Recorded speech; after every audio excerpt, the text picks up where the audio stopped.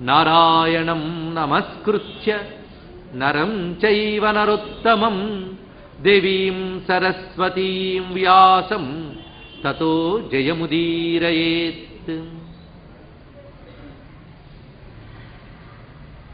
శివాయ గురవే నమః. శివాయ గురవే నమః. శివాయ గురవే నమః. శ్రీమాత్రే నమః. శ్రీమాత్రే నమః. శ్రీమాత్రే నమః. శ్రీ విష్ణురూపాయ నమః శివాయ.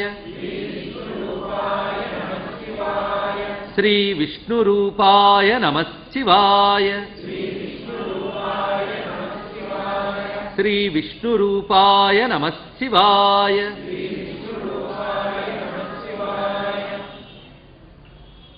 శ్రీ శారదాచంద్రమౌళీశ్వరాభ్యాం నమః.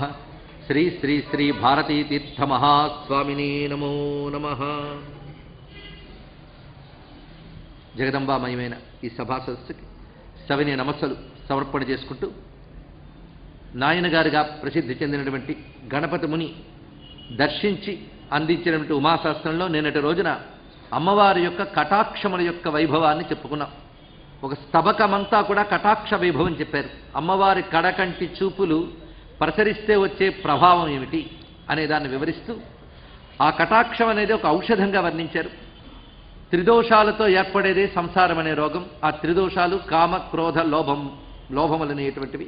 వాటి వల్ల ఏర్పడే సంసార రోగానికి మందు అమ్మవారి యొక్క కటాక్షం.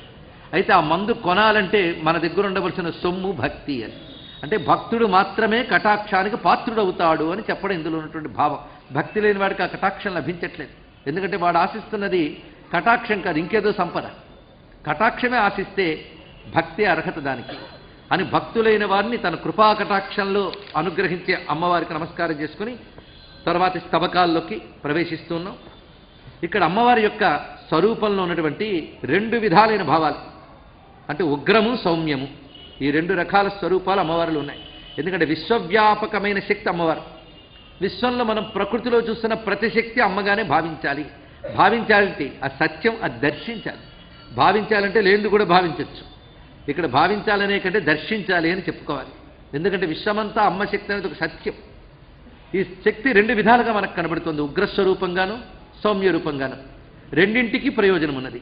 ఆ రెండింటి వల్లనూ మనకు ప్రయోజనం ఉన్నది. కేవలం సౌమ్య రూపం వల్లనే మనకు ప్రయోజనం అనడానికి లేదు. ఉగ్రరూపం కూడా మనల్ని అనుగ్రహించవలసిందే. అందుకే సౌమ్యాని యాని రూపాని త్రైలోక్యే విచరంతితే యాని చాత్యంత ఘోరాని తైరక్షాస్మాం స్తదాభువం అని సప్తశతిలో చెప్తున్నటువంటి మాట. నీ సౌమ్యమైన రూపములు ఏమున్నాయో, నీ ఉగ్రమైన రూపములు ఏమున్నాయో ఈ విశ్వమంతా వ్యాపించి ఆ రెండు రకాల రూపములు మమ్మల్ని అనుగ్రహించుగాక, ఈ లోకమును అనుగ్రహించుగాక అన్నారు. అంతేగాని సౌమ్య రూపములు మాత్రమే అనుగ్రహించాలి, నీ ఉగ్ర రూపం ఉపసంహరించుకో అనడానికి లేదు. ఆ రెండు మనల్ని రక్షించడం కోసమే అమ్మ ధరించిన రూపములు. అలా అమ్మలో ఉన్నటువంటి ఆ రెండు రకాల పరస్పర విరుద్ధంలా కనబడుతున్నటువంటి స్వరూపాల సమన్వయం ఈ స్తబకంలో మనకు కనబడుతూ ఏ స్వరూపాన్ని ఏ విధంగా ఆరాధించాలి అనేది వివరిస్తున్నారు. ముఖ్యంగా గణపతి ముని యొక్క ఉమా సహస్రం అంతా కూడా సాధనా విషయం ఇది. అంతేగాని కాలక్షేపమో అమ్మ గురించి ఇచ్చే ఇన్ఫర్మేషనో కాదు. శక్తికి సంబంధించిన సమస్త విజ్ఞానం ఇందులో ఉన్నది. ఆ శక్తి అన్నప్పుడు విశ్వమంతా వ్యాపించిన శక్తి అన్నప్పుడు అధ్యండము అని చెప్పుకున్నాం. ఇక లీలగా ధరించినటువంటి అమ్మవారి యొక్క రూపములు, ఆ రూపములతో చేసిన చరిత్రలు సాధారణంగా ప్రతి వారికి ఆ విషయం ఆసక్తికరంగా ఉంటుంది. విశ్వవ్యాపకమైన శక్తి అని చెప్పినప్పుడు కష్టమే. మరొకటి అధ్యాత్మంగా మనలో కుండలినిగా ఉన్నది అని చెప్పినప్పుడు కష్టమే. కానీ నిజానికి ఈ రెండు రూపములతో ఎప్పుడు వ్యాపించింది ఆవిడ. విశ్వమంతా పరమశక్తిగా ప్రతి గోళములోనూ ఆవిడే వ్యాపించింది, బ్రహ్మాండ గోళములందంతటా కూడా. రెండవది మనలో కుండలినిగా వ్యాపించినది. ఇక లీలామయమైన స్వరూపం మన భావనకి, అనుగ్రహానికి పనికొస్తూ ఉన్నటువంటిది. అందుకు మూడు రకాలవి ఇందులో వివరించారు. ఇప్పుడు ప్రధానంగా సాధనాపరమైన అంశం. సాధన అనేక రకాలుగా ఉంటుంది. యోగ సాధన, మంత్ర సాధన, విచారణ ఇత్యాదులు చాలా కూడా. ఇందులో ఏది ఉత్కృష్టమో అంటే ప్రతిదీ గొప్పదే. ఏదో ఒకటి గట్టిగా పట్టుకున్నా మిగిలిన వదిలేనక్కర్లేదు, మిగిలినవి సహకరిస్తాయి కూడా, అన్ని రకాలుగా సహకరిస్తాయి ఒకదానికోటి. ఎందుకంటే ఇవన్నీ కూడా మన వేద సంప్రదాయం చెప్పిన మార్గములు గనక సంప్రదాయ సిద్ధమైన మార్గములే సాధనకు తీసుకోవాలి. అసంప్రదాయమును సాధనకు పనికిరాదు. ఇది గుర్తుపెట్టుకోవాలి. అందుకు సంప్రదాయ సిద్ధమైన అర్చనలు, సంకీర్తనలు, ధ్యానము, విచారణ ఇవన్నీ కలిసే సాగుతాయి. ఎందుకంటే మానవ మనఃప్రవృత్తి కూడా ఎప్పుడూ ఒక్కలా ఉండదు. ఆ ప్రవృత్తికి తగ్గట్టుగానే సాధన చేస్తూ ఎన్ని రకాల సాధనలు చేసినా లక్ష్యం మాత్రం అమ్మవారే అనే దృష్టితో వెళ్ళాలి. అందుకే ఇక్కడ సాధనల్లో కొన్ని కుండలినీపరమైన సాధనలు చెప్తున్నారు, కొన్ని చోట్ల విచారణాపరమైనటువంటి విషయములు చెప్తున్నారు, మరికొన్ని చోట్ల నామము, మంత్రము, జపించవలసిన విధానము, రూపం ఎలా ధ్యానించాలి, ఏ రూపం ధ్యానిస్తే ఏమిటి ప్రయోజనం అన్నీ ఉన్నాయి ఇందులో. అంటే శక్తికి సంబంధించిన సర్వ విషయములు ఇందులో ప్రతిపాదన చేయబడుతున్నాయి. అందుకే సాధనా విషయములు వచ్చేటప్పటికీ దయచేసి విసుగు, చిరాకు ఇదేదో అబ్స్ట్రాక్ట్ అనుకోవద్దు. నిజంగా మనం అమ్మవారి కృప కోసం నిజాయితీగా సాధన చేస్తున్నామంటే ఇవి ఆసక్తిగా ఉంటాయి, సందేహం లేదు. ఆసక్తిగా లేవంటే మన సాధనలోనే నిజమైన నిజాయితీ లేదని అర్థం. అందుకు నా సాధన బలపడాలి అనుకునే ప్రతి వారికి కూడా పనికొచ్చే విషయములు ఇక్కడ ఉన్నాయి. అంతకంటే కావాల్సినవి ఏమున్నాయి? సాధనని బలోపేతం చేయగలిగేవి మనం వినాలి. ప్రతి బోధన సాధనకి పనికి రావాలి, అది తెలుసుకోవాల్సింది. లేకపోతే ఒట్టి మాటలు అవుతాయి, చెప్పేవాడికి ఒట్టి మాటలే, వినేవాడికి ఒట్టి మాటలే. అందుకు ఎటువంటి దృష్టితో అమ్మవారిని ఆరాధించాలి?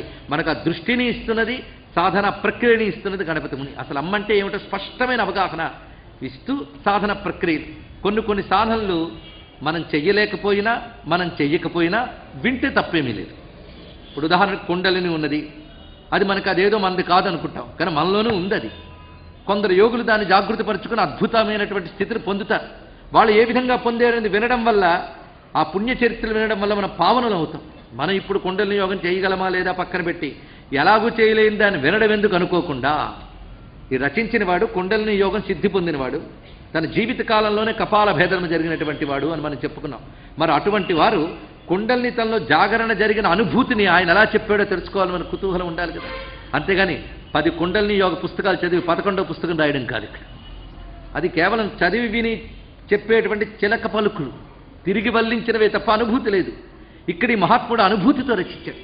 అందుకే శాస్త్రము, అనుభవము ఈ రెండూ ఉన్న గ్రంథం చాలా గొప్పదవుతుంది. తన అనుభవం అని శాస్త్ర విరుద్ధంగా రాయకూడదు. శాస్త్ర సమ్మతంగా ఉంటూ తనదైన అనుభవాన్ని ఆవిష్కరించేది ఉత్తమమైన గ్రంథం అవుతుంది. అలాంటి ఉత్తమ గ్రంథం ఉమాశాస్త్రం. ఇందులో ఇప్పుడు మనం ఆయన పొందిన దివ్యానుభూతులు చెప్తారు. అమ్మా నన్ను ఇలా అనుగ్రహించావా, ఇలాంటి స్థితినిచ్చావా, నేను తగినవాడినేనా అంటారు. అంటే ఇదంతా కూడా ఈయన మనతో ఆడిన మాట కాదు, అమ్మతో ఆడిన మాట. ఉమాశాస్త్రం ఆయన అమ్మవారు మాట్లాడుకున్నారు. వాళ్ళ మాటలు మనకు పనికొచ్చాయి రమణుల వారి దయ వల్ల. ఇప్పుడు ఈ విషయంలో మనం ప్రవేశిస్తున్నాం. అందుకే ఈ ఉపోద్ఘాతం ఎందుకంటే ఇప్పుడు వినబోయే విషయాన్ని, అమ్మ యొక్క 2 విధములైనటువంటి పరస్పర విరుద్ధముల్లా కనబడే వాటి యొక్క సమన్వయం ఒకటి, సాధనాపరమైనటువంటి అనుభవాలు, ఇవి ఇవాళ నుంచి మనం చెప్పుకునే అంశం. విశ్వతనుస్తనుగాత్రి వజ్రమయీ పుష్పసుకుమారి సర్వస్య శక్తిరబల కాళీ గౌరీ అంబికా జయతి. అమ్మవారు చక్కగా ప్రకాశిస్తూ అనుగ్రహిస్తున్నారు అని దీనిలో భావం. ఎలాంటి అమ్మవారు అంటే అమ్మవారి విశేషణాలు చెప్పారు. ప్రతి 2 విశేషణాలు ఒకదానికొకటి విరుద్ధం. విశ్వతనుహు, తనుగాత్రి, ఈ 2 చెప్పారు. విశ్వతనుహు అంటే విశ్వమే తన శరీరముగా కలది. అంటే ఎంత ఉంటుంది అమ్మ రూపం? విశ్వమే ఆవిడ శరీరము అంటే మన కంటితో చూడగలిగేది చూడలేనిది కలిపి విశ్వం. ఎంత ఉన్నదో మనకు తెలియదు. ఆ విశ్వతను అంటే ఎంత పెద్దదై ఉండాలి, కానీ విశ్వతను అంటే విస్తారమైన శరీరము కలది.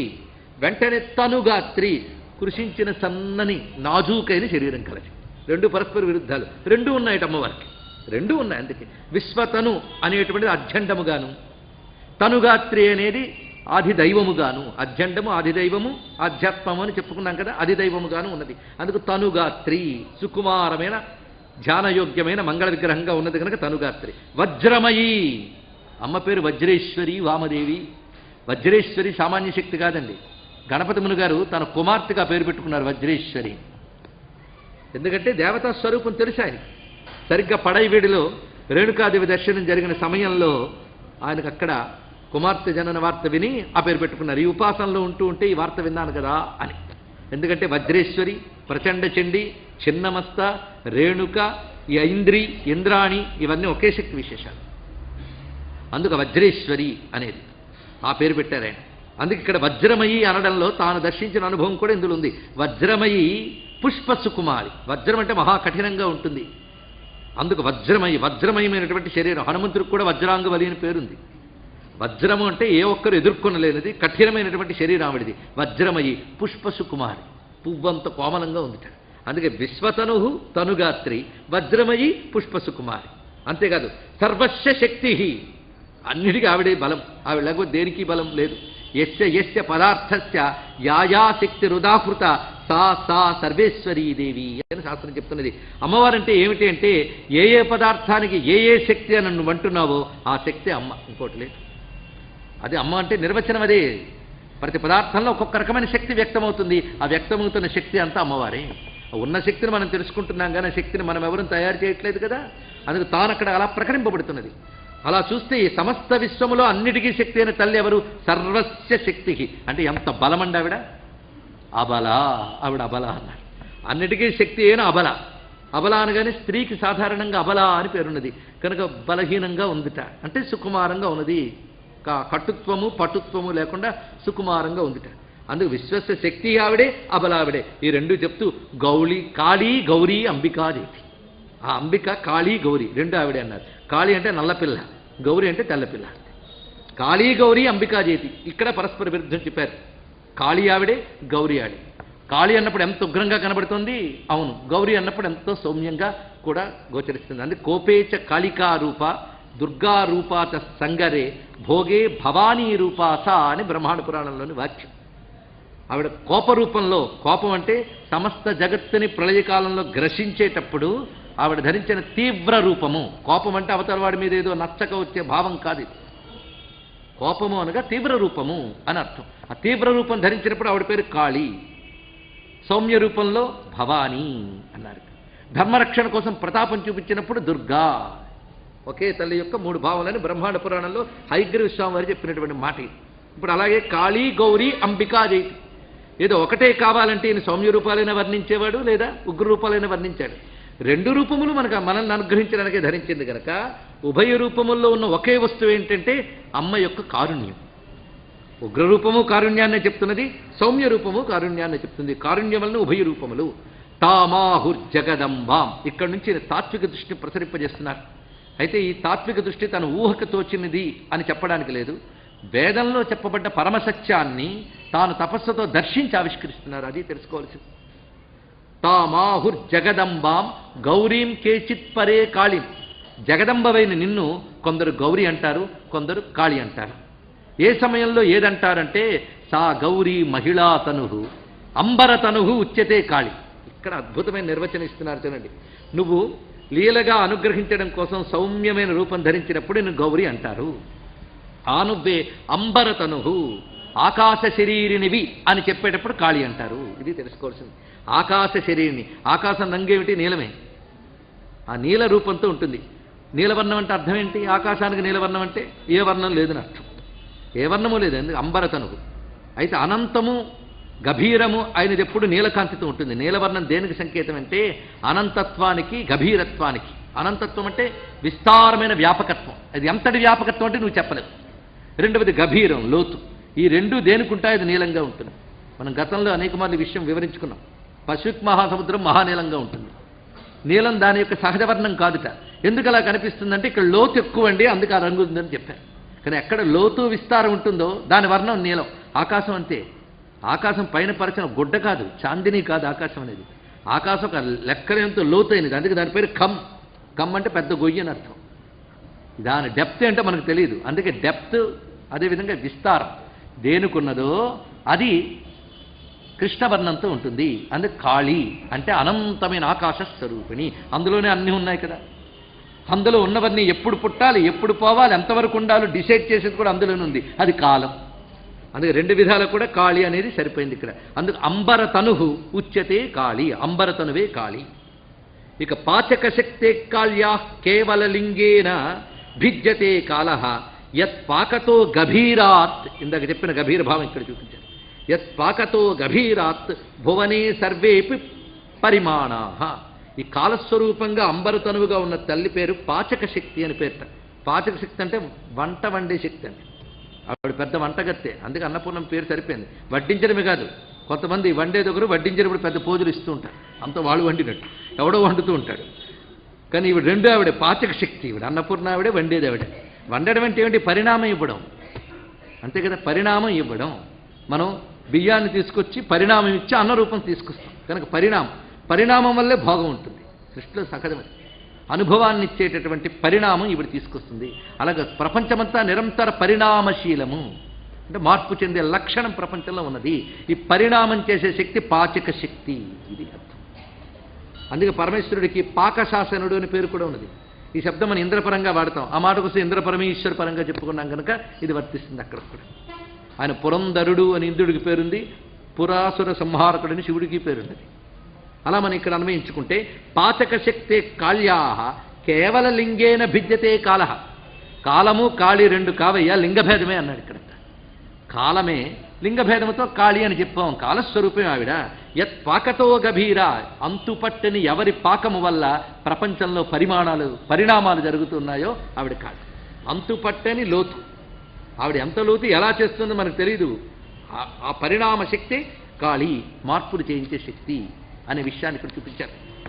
సర్వభువనాశ్రయత్వాత్ కాళి. ఇక్కడ మనం అర్థం చేసుకోవాల్సింది, మన హైందవ ఋషుల యొక్క దర్శనం ఒక్కొక్క పేరు పెట్టడంలో, ఆ స్వరూప ఆవిష్కరణలో ఎలా కనబడుతుంది చూడండి. పరమేశ్వరుడి శక్తి ఒక్కటే అని చెప్పడం ఎవడైనా చెప్తాడు, కానీ ఒక్క శక్తి ఎన్ని రకాలుగా పనిచేస్తుందో చెప్పడం కోసం తెలివితేటలు కావాలి. ఆ తెలివితేటలు మన ఋషులకు ఉన్నాయి, అందుకే వాళ్ళు ఇన్ని రకాలుగా చూపించారు. ఆ పరమేశ్వర శక్తి ఎన్ని విధాలుగా ఉన్నదో బోధిస్తున్నారు చూడండి. కాళి అనగా అంబరతనుహు, కాలస్వరూపం, ఈ రెండు చెప్పారు. సర్వభువనాశ్రయత్వాత్ కాళి, ఇంకో మాట చెప్పారు.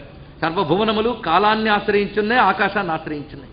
మీరు ఏ భువనం గురించి చెప్పినా అంతా కూడా ఈ ఆకాశంలో ఉన్నవేగా. అదేవిధంగా ఈ ఆకాశంలో ఒక కాలం ప్రకారం జరుగుతోంది కాలస్వరూపం కనుక సర్వభువనాశ్రయత్వాత్ కాళీనాంనా దిగన్యేన. ఆ కాలమే సర్వభువనాలికి ఆశ్రయం అవ్వడం వల్ల దానికి దిక్ అని పేరు కూడా వచ్చింది. ఇది మంచి విచారణ పెడుతున్నాండి, సామాన్యమైన విషయం కాదు. ఎందుకంటే సృష్టిలో రెండు వస్తువులు ఉన్నాయి, టైం అండ్ స్పేస్, అంతే కదా. ప్రతి విజ్ఞానం దీని మీదే ఆధారపడి ఉంటుంది. ఎప్పుడైనా ఒక్కసారి కూర్చొని ఆలోచిస్తే, ఏది ఆలోచించి అలవాటు ఉంటే, కొందరికి పాప అది ఉండమన్నా ఉండదు, ఆలోచిస్తే అప్పుడు అర్థమవుతుంది ఎంతకాలం ఎంత ఉంది. ఈ రెండు అంతుపట్టిన ప్రశ్నలు, అంతే కదా. ఎంత ఉంది ఈ విశ్వం చెప్పగలమా? మానవ సృష్టి ఏర్పడి కొన్ని కోట్ల సంవత్సరాలు అయ్యింది అని సైన్స్ ఒప్పుకుంటుంది, అందరూ ఒప్పుకుంటున్నారు. మరి ఇంతకాలంలో ఇప్పటికీ ఎంత స్పేస్ ఉందో చెప్పలేకపోతున్నాం. దేశము అంటే కంట్రీ అని కాదు, స్పేస్ అని అర్థం. ఎంత స్పేస్ చెప్పలేం. ఇప్పటికీ పక్కన ఏదో గ్రహం మీదకి వ్యూ ఫైండర్ పంపితే అది పంపే మట్టి మశానం మీద రీసెర్చ్ జరుగుతుంది. ఇప్పటికీ ఇంకా ఎప్పటికి తేలుతుంది? ఇన్ని కోట్ల సంవత్సరాలతో ఇదా ప్రగతి అంటే ఇంతవరకు సాధించలేదా? ఋషులు ఎప్పుడూ దివ్య దృష్టితో సాధించారు, యంత్రాలతో సాధించలేనిది అది. వాళ్ళు చెప్తున్నారు అనంతమైన విస్తారం దీని గురించి, అంతు పట్టదు అది. ఎందుకంటే నువ్వు ఒక చోటు అనుకుంటే ఆ చోట్లో ఎంత లోతుందో నీకేం తెలుసు అక్కడ. కనుక అంతు పట్టనటువంటి విస్తారము. అందుకే రెండు రకాలు. ఈ రెండు మనల్ని ఆలోచించేవాడిని అల్లరి పెట్టేస్తాయి ప్రశ్నలు. ఎప్పటి నుంచి ఎంతవరకు, ఎంత విస్తారము అంటే టైం అండ్ స్పేస్, ఈ రెండింటి గురించి చెప్తున్నారు. టైం అంటే ఏంటో చెప్పారు కదా ఇప్పటి వరకు, ఇప్పుడు స్పేస్ అని చెప్తున్నారు. ఆ తల్లే స్పేస్ అని ఎందుకు చెప్పారు అంటే సర్వభువన ఆశ్రయత్వాత్ అని ఇక్కడే. దానికే దేశమని కూడా పేరు దానికే. ఏది కాలమును అంటున్నామో, ఏది అంబరశక్తి అని చెప్తున్నామో అదే దేశము కూడా. అంతుపట్టని తత్వము కాళీ. నువ్వు అంతుపట్టకు భయపడుతుంటే నీ కోసం సౌమ్య రూపం ధరించి ఒదిగి వస్తే ఆవిడ గౌరీ అయిపోయింది, అంతే తేలిపోయింది. కానీ అంతుపట్టన తత్వం ఉంది అసలు. అందుకే కాళీతత్వం దశమహావిద్యలో మొదటి విద్య కాళీ. అంటే ప్రథమమే ఎప్పుడు ప్రధానము. కాళీ విద్య సామాన్యం కాదు. ఆ కాళీ విద్య బ్రహ్మ విద్య, ఆద్యా విద్య కాళీ విద్య. అందుకే మహావిద్య అంటేనే బ్రహ్మ విద్య అని అర్థంతోనే మహశబ్దం వాడబడుతుంది. అయితే తాంత్రికులు దాన్ని కేవలం వాళ్ళు దర్శించిన తీరువేరు, దాని అసలు తత్వం వాళ్ళు పట్టుకోలేదు. అసలు తత్వం పట్టుకోగలిగిన వాళ్ళు కాళీతత్వాన్ని బ్రహ్మతత్వంగా దర్శించారు. అలా కేవలం కాళీతత్వాన్ని ఉపాసించి బ్రహ్మజ్ఞుడై బ్రహ్మ విద్యను బోధించిన మహాత్ములు రామకృష్ణ పరమహంస. అదే కాళీతత్వం అపారమైనది. అసలు కాళీ గురించే చెప్పుకుంటే కొన్ని రోజులు పడుతుంది, అంత ఉంది. రమ్యంగా ఉంటుంది, రసమయంగా ఉంటుంది. మహాకాళి, మహాగ్రాస, మహాశన అంటే. అందుకే కాళీతత్వానికి అది దేశ పరంగా కూడా చెప్పుకోవాలి, కాలపరంగా కాకుండా. దేశం ఎందుకయింది అంటే సర్వభువన ఆశ్రయత్వాత్, అన్నీ దాన్నే ఆశ్రయించుకున్నారు. స్పేస్ అంటే ఏమిటండి? అన్ని వస్తువులు ఎందులో ఉన్నాయో అది స్పేస్, అంతే కదా. అది అనంతమైన స్పేస్ కనుక సర్వభువనములకు ఆశ్రయం గనక అదే స్పేస్. అన్నిటి పరిణామం కలిగిస్తున్నది కదా అదే కాలం. కనుక టైం అండ్ స్పేస్ రెండు రూపములుగా వ్యాపించి ఉన్న శక్తి అమ్మ ఉమాదేవి. ఇది ఆవిష్కరించారు. అందుకు కాళీ అనే మాటకింత. లోకేతు వ్యవహరణం విదుషాం దిక్కాలయోర్భాక్తం. లోక వ్యవహారం అంతా కూడాను దిక్కాలయో భాక్తం. భాక్తం అంటే ఇక్కడ మనం లోకంలో చూసేది, ఇది ప్రధానమైనది కాదు. ఇది అంటే మనకు కనబడుతోంది కనుక చెప్తాం కానీ ఇది అసలు సత్యం కాదన్నప్పుడు భాక్తం అంటారు. అంటే విభజించబడినది ఒకటి గౌణము. గౌణం అంటే అప్రధానం అని అర్థం. అంటే ఒక వస్తువుని చూస్తాం, అది ఇంతే ఉందంటాం, ఇంత చోట్లు ఉందంటాం, ఇదేనా స్పేసు? అక్కడికదే. ఇది మన వ్యవహారానికి అది సరిపోయింది. కానీ వ్యవహారంలో టైం స్పేస్కి లిమిటేషన్స్ ఉన్నాయి. ఇది చెప్తున్నాడు. వ్యవహారంలో టైంకి స్పేస్కి పరిమితులు ఉన్నాయి, కాలానికి దేశానికి పరిమితులు ఉన్నాయి లేవా? తప్పకుండా. ఇప్పుడు నేను ప్రారంభించానంటే ఎప్పుడు ముగిస్తానో చూచాయిగా తెలుసు.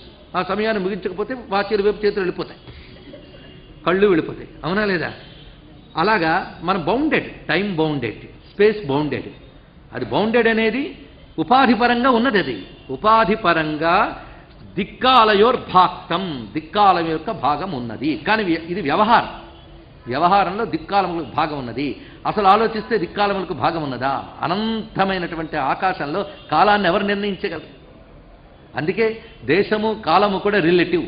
ఈ మాట మనం చెప్తే వేదాంతం అంటాం, ఆనాడు ఐన్స్టైన్ ఈ మాట అన్నాడు. రిలేటివ్. ఇది తెలుసుకోవాల్సింది. ఇది సాపేక్షం. ఎవరికి వారు వాళ్ళ యొక్క పరిమితి బట్టి. ఇక్కడి నుంచి ఇక్కడికి మన దృష్టిలో చిన్న స్పేస్, ఇక్కడి నుంచి ఇక్కడికి పాకి వెళ్ళే చీమకి అది పెద్ద బ్రహ్మాండం. అది ప్రయాణించేటప్పుడు దానికి అబ్బా చెప్పుకుంటుంది, నేను దాటి ఇక్కడ దాకా వచ్చాను తెలుసా అని మరో చీమ. అదేం భాష నాకు తెలియదు, చెప్పచ్చేమో, చెప్పుకుంటే తప్పేముంది, దానికి అదే పెద్దది. మనకు కొండెక్కితే మహా పెద్దది.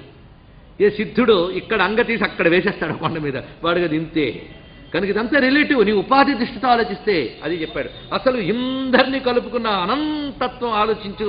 సత్యం జ్ఞానం అనంతం. ఆ శక్తి అమ్మవారి ఇక్కడ చూస్తుంది. కనుక పరిమితి మనది, అపరిమితం ఆవిడిది. అపరిమితమై ఉన్నది. ఇది విషయించారు. అందుకే ఇప్పుడు స్పేస్ పరంగా అమ్మవారి పేరేమిటి? టైం పరంగా కాళీ అన్నారు. ఈ కాళీకే స్పేస్ పరంగా చెప్పాలంటే అదితి అంటారు. అది ఇక్కడ చెప్పారు. దిగదితి రగాద్యఖండ పరిణమయిత్రీ స్మృతా కాళీ. ఇదంతా వైదిక అర్థములండి. మన పురాణ పరంగా చూస్తే అదితి అంటే దేవతల తల్లి అని అనుకుంటాం. కానీ పురాణం కూడా సరిగ్గా చెప్పింది, మనం అర్థం చేసుకోలేదు. కానీ అదితి అనే శబ్దము మీరు జాగ్రత్తగా చూస్తే అదితి దేవజననీ అనే మాట అమ్మవారి ఉపనిషత్తులో మనకు కనబడుతుంది. అదితి. ఈ అదితి అనేటువంటిది విస్తారమైన స్పేస్ పరంగా అమ్మకున్న పేరు. మార్పు చెందించేదని చెప్పేటప్పుడు కాళీ అంటారు. ఆ తల్లికి అదితి అని, కాళీ అని. కనుక అదితి అనే పేరు కేవలం కశ్యప ప్రజాపతి భార్యకనే కాకుండా అదితించే దితిని దీప్తా అని అమ్మవారికి ఎందుకు పెట్టారు ఇప్పుడు అర్థం చేసుకోండి. ఆవిడ అదితి. కానీ నువ్వు నీ లిమిటేషన్స్తో చూసి పరిమితంగా ఖండించి చూస్తున్నావు, దితి అయింది ఇక్కడ. కనుక పరిమిత దృష్టే దితి. ఆ పరిమిత దృష్టి వల్లే రాక్షస బుద్ధులు పుడుతూ ఉంటాయి.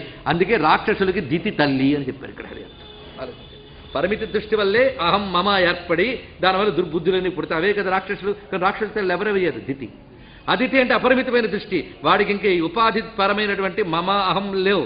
అది అదితి. అది దివ్య గుణాలకి తల్లి. అది అందుకే మనం విస్తారంగా పెరుగుతున్న కొద్దీ దివ్య గుణాలు పడుతూ ఉంటాయి. మనం సంకోచంగా కుంచుకుపోతున్న కొద్దీ అసురు బుద్ధులు పుడుతుంటాయి. కుంచుకుపోవడం, ముక్కలుగా చూడడం అది దితి. పరిపూర్ణంగా చూడడం అదితి. ఇది అన్వయించుకుంటే ఎన్ని అర్థాలు వస్తున్నాయో చూడండి. అందుకే అదితి దిక్ అదితి. దిక్కులు అంటే అంతుపట్టని స్పేసే ఇది అదితి అని చెప్పబడుతుంది. పరిణమయిత్రి స్మృత కాళీ. పరిణామం కలిగించేది కాళీ అని చెప్పబడుతుంది. దక్షైకా దుహిత. ఒకే దక్ష దుహిత. ఆ దక్ష దుహిత అనేటప్పుడు సతీదేవి అని చెప్పుకున్నాం. అదితి కూడా దక్షుని యొక్క దుహితయే. దుహిత అంటే కూతురండి. దక్షుడు కుమార్తె అదితిదేవి, దక్షుడు కుమార్తె సతీదేవి. ఆ మాటకొస్తే దక్షుడు పుత్రికలుగా వచ్చిన స్త్రీమూర్తులందరూ అమ్మవారి రూపాలు. ఇది తెలుసుకోవాల్సింది. ఇది అద్భుతమైన దర్శనం ఇది. అందుకే అదితి ఒకే దక్షిణ యొక్క దుహిత రెండు విధములుగా చెప్పబడింది. ఈ విధంగా అంటున్నారు ఇక్కడ. ఇప్పుడు ఇంతవరకు మనం చెప్పుకున్న వ్యవహారంలో అనంత విశ్వంలో ఉన్న ఆమె దక్ష దుహితగా వచ్చినది, ఆ తర్వాత గౌరిగా వచ్చినది అనేటప్పుడు అర్జెండము అధిదేవం అయిపోయింది కదా. ఇప్పుడు కుండలిని గురించి అంటే చెప్పిందే చెప్పట్లేదు ఈయన. అక్కడ కొన్ని చెప్పి ఇక్కడ కొన్ని చెప్తున్నాడు. అది ఇది కలుపుకుంటే మనకు పరిపూర్ణం అవుతుంది. అది చెప్పే తీరు ఇంత చక్కగా ఉన్నది. ఇక్కడికి వచ్చేటప్పటికల్లా ఆయన కుండలిని అంటే ఏమిటో చెప్తున్నాడు. ఇది మనం బహుశా 3వ రోజు ఎప్పుడో చెప్పుకున్నాం కుండలిని గురించి. మరి నేను వివరించనక్కర్లేదు. ఎందుకంటే మనలో బ్రహ్మరంధ్రం ద్వారా సుమారు 7వ మాసంలో శరీరంలో ప్రవేశిస్తుంది ఆవిడ. ప్రవేశించి తిన్నగా మూలాధారంలో తేజోమయమైన అణువును ఆశ్రయిస్తుంది. అక్కడ తేజోమయమైన అణువు. తేజోమయమైన అణువు అంటే వాక్కు. ఆ తర్వాత హృదయం. ఇది జలము యొక్క సూక్ష్మ రూపమైన ప్రాణ సంబంధమైన అణువు. అది దహరమని హృదయంలోకి వస్తుంది. అక్కడ చిచ్చక్తిగా ఉంటుంది ప్రాణము. అక్కడే చిత్తం అని చెప్పబడుతూ ఉంటుంది. ఆ తర్వాత మనస్సు. ఇది అన్న సంబంధమైన అణువు, అన్నసారము. కనుకనే తేజోబన్నములు అని ఉపనిషత్తు చెప్పింది. తేజ అప్పు అన్న ఈ 3 అణువులు మనలో ఉన్నాయి. ఈ 3 అణువుల యందు వ్యాపించి శక్తినిచ్చేటువంటి తల్లి కుండలిని. ఇప్పుడు ఇది ఎవరికి లేదు, అందరికీ ఉంది. కుండలిని అందరిలోనూ ఉంది. చెప్తే అబ్బో కుండలిని యోగం అండి బోర్ అని ఏం లేదు. అబ్స్ట్రాక్ట్ అంటే భయం మనకి. అదేదో మళ్ళీ మనకి వస్తు రూపంలో కనబడాలి, నామంతోనో రూపంతోనో. అది తెలుసు దేవతకి. వీళ్ళు నామరూపాలు లేకుండా ఏది చెప్పినా వీళ్ళకి కష్టమే అని తెలుసుకుని అవే నామాలు దివ్య రూపాలు స్వీకరించింది. కానీ అదే సమయంలో మనల్ని అలా ఉంచదావిడ, ఆ జ్ఞానం కలిగిస్తుంది ఆవిడ. అందుకే మనకు అవకాశం ఇచ్చి ఇక్కడ కూర్చోపెట్టి చెప్తూ నాకు వింటూ మీకు అమ్మ జ్ఞానాన్ని అందిస్తోంది. అందుకుందా ఇక్కడ ఏ సాధన చేసినప్పటికైనా ఇది ఒకటి తెలుసుకోవాల్సింది. కుండలిని పేరు తెలిసినా తెలియకపోయినా ఊర్ధ్వగతి సాధనే. అమ్మవారి గురించి భావన చేయడమన్నా లేదా శివుడి గురించో విష్ణువు గురించో భావన చేయడమన్నా ఒక అతీతమైనటువంటి ఆ పరతత్వం గురించి భావించాడు. ఎప్పుడే ఊర్ధ్వదశలు అంటే అతీతమైన దశను ప్రయాణం చేస్తావో నీకు తెలియకుండా నీలోని ప్రాణశక్తి బుద్ధిశక్తి ఊర్ధ్వగతికి ప్రయాణం చేస్తాయి. అప్పుడు కుండలిని జాగరణ జరుగుతుంది. ఉత్తమైన బ్రహ్మజ్ఞుల్లో కూడా వాడు కుండలిని యోగం చేయకపోవచ్చు, వాడు బ్రహ్మ విచారంతోనైనా సరే వాడిలో ఉన్నటువంటి జీవభావం నశించి జాగృతి చెంది బ్రహ్మాభిముఖంగా వెళుతుంది. అది యోగులు కుండలిని అనే భాషలో చెప్తారు. కానీ కుండలిని అంటే మనది కాదని ఎవరు అనుకోవడానికి లేదు. భక్తుడికి అదే భావం నిరంతరం దాని గురించే ప్రేమాత్మకమైన చిత్తవృత్తితో చేయడం వల్ల అంతఃకరణ ప్రవృత్తి భగవదభిముఖమై అది ఊర్ధ్వమవుతుంది. జ్ఞానరూపంలో బుద్ధి ఊర్ధ్వముఖమైతే దాని జ్ఞాన మార్గం అంటారు. అంతఃకరణం ప్రేమతో అమ్మవారి వైపు ఊర్ధ్వముఖమైతే దాని భక్తి మార్గం అంటారు. యోగ మార్గంతో మనలో ఉన్న కుండలిని రూప శక్తి ఊర్ధ్వముఖమైతే దాని కుండలిని యోగం అంటారు. తేడా ఏముంది? మొత్తానికి జీవుడు ఆ అమ్మ ఒళ్ళో వాలడం కోసం వచ్చిన పనులు. ఈ అన్వయంతో చూస్తే నిజానికి కొన్ని సాధనల గురించి వింటూ ఉంటే మనకు తెలియకుండా మనలోనే కొన్ని పరిణామాలు వస్తాయి. ఎందుకంటే అక్కడ చెప్పే శక్తి నీలో ఉన్నది గనక. ఇది తెలుసుకోండి. అది ఎక్కడో ఫలానా ఫ్యాక్టరీలో కుండలిని శక్తి ఉందండి దాని గురించి చెప్తున్నారంటే రేపు పొద్దున్న మీరు వెళ్ళి ఆ ఫ్యాక్టరీలో చూసుకోవచ్చు. కానీ ఇప్పుడు కుండలిని ఏ ఫ్యాక్టరీలో ఉంది? ప్రతి వాడిలో. అందుకు ఇక్కడ ఆ కుండలిని ఏ విధంగా జాగృతి జరుగుతుంది, సామాన్యుల్లో ఎలా ఉంటుంది, ఇంకోరిలో ఎలా ఉంటుందో వివరిస్తున్నారు. దేహే దేహే సేయం కుండలిని నామ జగదంబ. కుండలిని అమ్మయే మాట మీరు చదువుతున్న లలితాశాస్త్రంలోనే చెప్పారు. అమ్మవారి యొక్క ఈ 3 రకాల రూపాలు లలితాశాస్త్రంలో చెప్పుకున్నామని మొదటి రోజే చెప్పాను మీకు. కానీ దేహే దేహే సా ఇయం కుండలిని నామ జగదంబ. ఇక్కడ ఇయం అనే మాటకు వచ్చేటప్పటికల్లా ఈమెంటే ఎవరు? ఇంతవరకు మేము కాళీ అదితి అని చెప్పామే ఆ తల్లియే. అది గొప్ప బాగుంది కదా. అనంతంగా ఎవరు వ్యాపించి ఉన్నారో ఆ మహాశక్తే నీలో ఉన్నదంటే ఎంత బాగున్నదండి. ఆ ఇయం ఆమెయే దేహే దేహే అంటే ప్రతి దేహమునందు కుండలిని నామ జగదంబ. కుండలిని అనే పేరుతున్నది. కుండలిని పేరు ఎందుకు వచ్చిందనేది మన గతంలో చెప్పుకున్నాం కనుక. అయితే మరి అందరిలో ఉంటే అందరికీ ఎందుకు తెలియబడట్లేదంటే సా స్వపితి సంస్కృతి మతాం యుంజానానాం ప్రబుద్ధాఖ్యాత్. ఒకటే మాట చెప్పారు, ఇది తెలుసుకుంటే చాలు. సంస్కృతి మతాం. సంస్కృతి అంటే సంసారము, సంస్కృతి కాదండి. సంస్కృతి వేరు, సంస్కృతి వేరు. సంస్కృతి అంటే సంస్కారము, సంస్కృతి అంటే సంసారం. తీసేయాలి. సంసారము అంటే జననము మరణము వీటితో కూడినది. అలా కూడిన శరీరమే నేను అనుకుంటూ వీటికి సంబంధించిన పోగు చేసుకుంటూ అవి పోతే బాధపడిపోతూ ఆ రెండింటితోనే చివరి వరకు గడిపే చచ్చిపోయే వాళ్ళందరూ సంసార లంపటులు. వీళ్ళు ఇంకెవరు కాదు. సంసార లంపటులు అంటే దేహం నేను అనుకుని దాన్ని సుఖపెట్టే ప్రయత్నం చేయడం. ఎంత ప్రయత్నించినా దానికి ఎప్పుడు సుఖాలు రావు, అది కూడా బాధ. బాధలు వస్తుంటే బాధపడడం, సుఖాలు వస్తుంటే పొంగిపోవడం, రాగద్వేషాలు, ఇలాగే చివరంతా పోయిపోయి వాళ్ళందరూ సంసారులే. వాళ్ళు ఏం బాధపడక్కర్లేదు అయ్యో జీవితం పోతుంది అని. ఇలా బతికారు కనుక మళ్ళీ బతుకు రెడీగా ఉంటుంది. కనుక సంసార లంపుటలు ఏం బాధపడక్కర్లేదు. అయ్యో నా బాల్యం దాటిపోయింది, నా యవ్వనం దాటిపోయింది, ఇంత బాధపడక మళ్ళీ అవన్నీ వస్తాయి రెడీగా. ఇది సంసారం. చచ్చుచు పుట్టుచు మరల చర్విత చర్వణులు సంసారం. కనుకని కనిపించే జగత్తే సత్యం అనుకుని దేహంతో తాదాత్మ్యం చెందిపోయి ఎవరు బ్రతుకుతారో వాళ్ళల్లో ఈ కుండలిని శక్తి జాగృతమై ఉంటుంది. వాళ్ళకి శక్తి లేదా, వాళ్ళు బతుకు పనికి రావడానికి అంతే వినియోగించుకుంటారు మహాశక్తి. అది వచ్చింది బాధ. ఎన్నిటికో పనికొచ్చేదాన్ని మనం చాలా చిన్న చిన్న వాటిగా వినియోగించుకుంటూ ఉంటాం. మహాశక్తిని కూడా అలాగా. ఇంత మహాశక్తి లోపలుంటే దేనికి వినియోగించుకుంటున్నాం మనం? దాన్ని తిండి తినడానికి, నిద్రపోవడానికి, ఇంకోళ్ళ మీద కోపం వస్తే అరవడానికి, కోరుకుంటే తీర్చుకోవడానికి వినియోగిస్తున్నా శక్తి. తప్ప ఇంకేముంది? ఆ శక్తినే. అలాంటి వాళ్ళల్లో ఆ కుండలిని జాగృతం కాదు అంటే ఆ దివ్యత్వము తెలియబడదు. అజాగృతం కాదంటే అది దివ్యత్వం తెలియబడదు. మరి ఎవరిలో తెలుస్తున్నది? యుంజానానాం ప్రబుద్ధాం స్యాత్. యుంజానానాం అంటే యోగుల పట్ల, ప్రబుద్ధ వాళ్ళలో ప్రబుద్ధ చక్కగా మేల్కొంటుంది. అంతే తేడా. అందరిలో ఉంటుంది. సంసార లంపటుల్లో నిద్రపోతుంది, యోగుల్లో జాగృతి చెందుతుంది. ఇది తెలుసుకోవాల్సింది. అంతేకాదు కొందరికి జాగృతి జరిగి ఒక దశలో ఆగిపోతూ ఉంటుంది. అటువంటి వాళ్ళు సామాన్య మానవుల కంటే మరి కొంచెం ఎక్కువగా ఆలోచిస్తూ ఉంటారు. అప్పుడు వాళ్ళ కుండలిని జాగృతి జరిగి స్వాధిష్టానం దగ్గర ఎక్కడ ఆగి ఉంటుంది. వాడి గర్జన్మల సంస్కారం ప్రకారంగా ఒక సాధన చేస్తూ పాశవిక స్థాయి నుంచి పై స్థాయికి వస్తూ ఉంటే శరీరం చాలించాడు అనుకోండి, మళ్ళీ వాడు మానవ జన్మ ఎత్తినప్పుడు వాడు అక్కడ ఆపేయడం అక్కడ ప్రారంభమవుతుంది. అప్పుడు కుండల్ని ఏదో ఒక చక్రం దగ్గర జాగృతి చెంది ఉండొచ్చు. అలాగ చూడగలిగే వాళ్ళు ఉన్నారు. ఒక వ్యక్తిని చూడగానే వాడు కుండల్ని ఏ స్థితిలో ఉన్నదో చెప్పగలిగే వాళ్ళు ఉన్నారండి. నేను ప్రత్యక్షంగా చూశాను అలాంటి వ్యక్తిని. 93 ఏళ్ల వ్యక్తి ఒక ఆయన. అవతల వ్యక్తిని చూడగానే వాడు కుండల్ని మూలాధారం దగ్గర ఉన్నదా, స్వాధిష్టానం దగ్గర ఉన్నదా, మణిపూరం దగ్గర ఉన్నదా, ఆజ్ఞా దగ్గర ఉన్నదా చెప్తాడు. అయితే ఇది ఊహ మీద కాదు, ఆ వ్యక్తిత్వ సంస్కారం. ఎవరికి ఊర్ధ్వముఖంగా వెళుతూ ఉంటుందో వాళ్ళలో సాత్వికత పెరుగుతూ ఉంటుంది, భగవత్ చింతన పెరుగుతూ ఉంటుంది. సామాన్యుల కంటే ఎక్కువ సాధన. కొందరు దేవుడు అంటే పూజ చేయడం, జపం చేయడం సరదా. కొందరు ధ్యానంలో ఎక్కడ వెళ్తారంటే వాళ్ళ స్థాయి ఇంకా పైకి వెళ్ళిందనమాట. ఇలా ఒక్కొక్కటి వెళుతూ ఉంటుంది. అందుకే ఏ సాధనైనా పైకి తీసుకెళ్ళడానికి పనికొస్తుందని తెలుసుకోవాలి. అందుకు ప్రతి వారిలో కుండలిని ఉంటుంది. వారి వారి యొక్క సాధనలు బట్టి దాని జాగృతి, దాని స్థితి ఉంటాయని తెలుసుకోవాలి. కనుక యోగులలో అది జాగృతి జరుగుతుంది. యోగుల్లో డిఫరెంట్ లెవెల్స్ ఉంటారు కదా, వాళ్ళ లెవెల్కి తగ్గట్టుగా జాగృతి. ఇప్పుడు అది ఎలా ఉన్నది అంటే మూలాధారాద్ అగ్నిజ్వలతి. మూలాధారములుగా వాక్శక్తిగా అగ్ని అణుగుతూ ఉంటుంది కనుక ఆ అగ్నిని జ్వలింపజేయాలి. మిగిలిన వాళ్ళలో నివురు కప్పిన నిప్పులా ఉంటుంది. ఆ వేడిమినే మనం అనుభవిస్తుంటాం కానీ జ్వాల తెలియదు. అందరిలో నివురు కప్పిన నిప్పులా ఉంటుంది కుండలిని. కానీ వాళ్ళకి వేడిమి తెలుస్తోంది కనుక వెళ్ళిపోతారు. జ్వాల రావాలి, ఆ జ్వాలకే ఊదాలి, నివురు ఊదేలా సాధన చేయాలి. అందుకే ఈ సాధన చేస్తారు కొందరు. అప్పుడు అక్కడ జ్వలిస్తుంది. జ్వలించి ఏం జరుగుతుంది అంటే మనం చెప్పుకున్నాం, మనస్సుకి చంద్రుడికి మన శాస్త్రం చెప్తున్న సమన్వయం. అందుకే చంద్రమండలం ఏది అంటే సహస్రార స్థానం, అగ్నిమండలం ఏది మూలాధార స్థానం, సూర్యమండలం ఏది దహారం హృదయం. అవును కదా, ఇది సూర్యమండలం, ఇది సూర్యమండలం, మూలాధార అగ్నిమండలం, పైన చంద్రమండలం. ఇప్పుడు మీరు పరిశీలించండి, అగ్నిమండలం, సూర్యమండలం, చంద్రమండలం. ఇక్కడ శ్రీ విద్యోపాసకులు చాలామంది ఉన్నారు నాకు తెలుసు.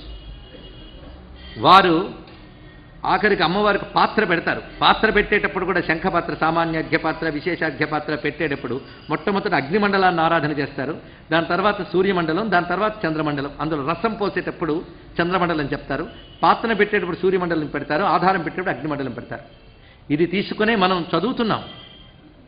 శంకరులైతే తటిల్లేఖా తన్వీం తపన శశి వైశ్వానరమయీం అని వర్ణించారు. తపన శశి వైశ్వానరమయీం అన్న అగ్ని సూర్య చంద్రాత్మకమైన తల్లి అన్నారు. కుండల్ని మనలో తటిల్లతా సమరుచి, మెరుపు తీగలా వ్యాపించి ఉంటుంది కదా కింద నుంచి పైకి.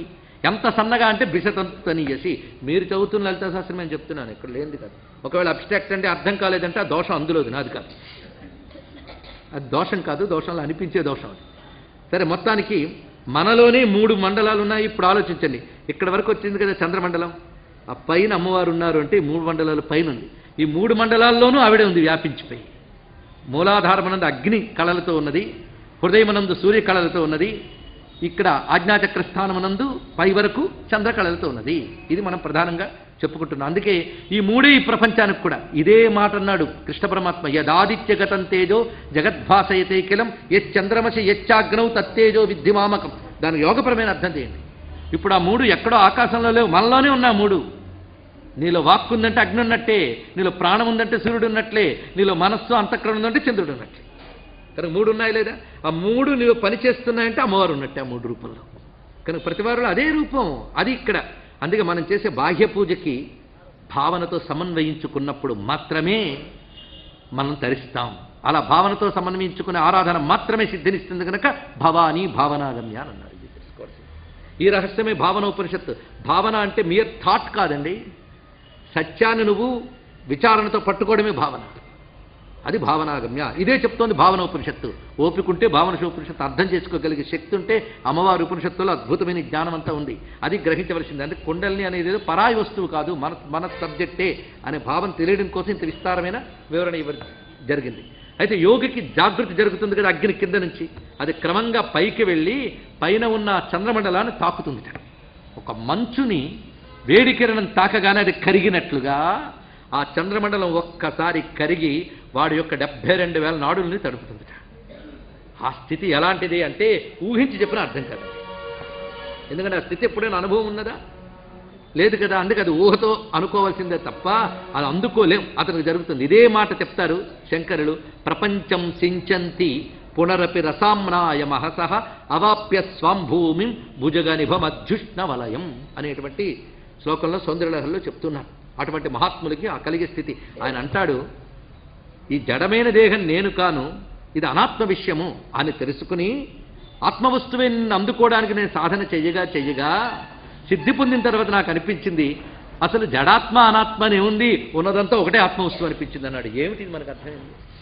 ఎప్పుడైతే ఆ 72,000 నాడులను ఆ పరాశక్తి చేత తడిపింపజేశాడో మొత్తం అంతా ఆ చైతన్యమే కనబడుతోంది, జగమంతా అదే కనబడుతోంది, సర్వం బ్రహ్మమేం జగతి. ఇది అద్భుతమైన భావన. అందుకు మూలాధారాత్ అగ్నిజ్వలతి శిరస్థ శశి ద్రవతి. మూలాధారం నుంచి అగ్ని జ్వలించి శిరస్సు నుంచి చంద్రుడు కరిగిపోతూ ఉంటే అప్పుడు అమ్మా నా యొక్క వీణలో నువ్వే ఉన్నావని తెలిసింది. కుండలిని మయమన్యే వీణాశయనాత్ ప్రబుద్ధేయం. ఆవిడ మేల్కొంటే తెలిసింది ఉన్నట్టు, ఉన్నట్టు తెలిసింది. ఇది మయి అన్నారు. మయి అంటే నాయందు, అంటే ఈయనకు అనుభవం జరుగుతూ ఉన్నది, జరిగినది, అది రాస్తున్నారు ఇక్కడ. మయి మన్యే వీణాశయన.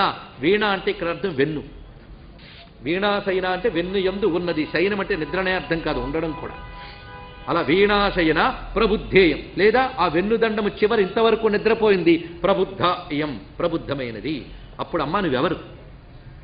ఇక్కడ జ్వలించిన అగ్నివా, లేదా అక్కడ జ్వలించిన చంద్రుడివా, లేదా రెండునూ తెలుసుకున్న ప్రాణానివా, చిత్తమవా? ఈ మాట చూపిస్తున్నాడు.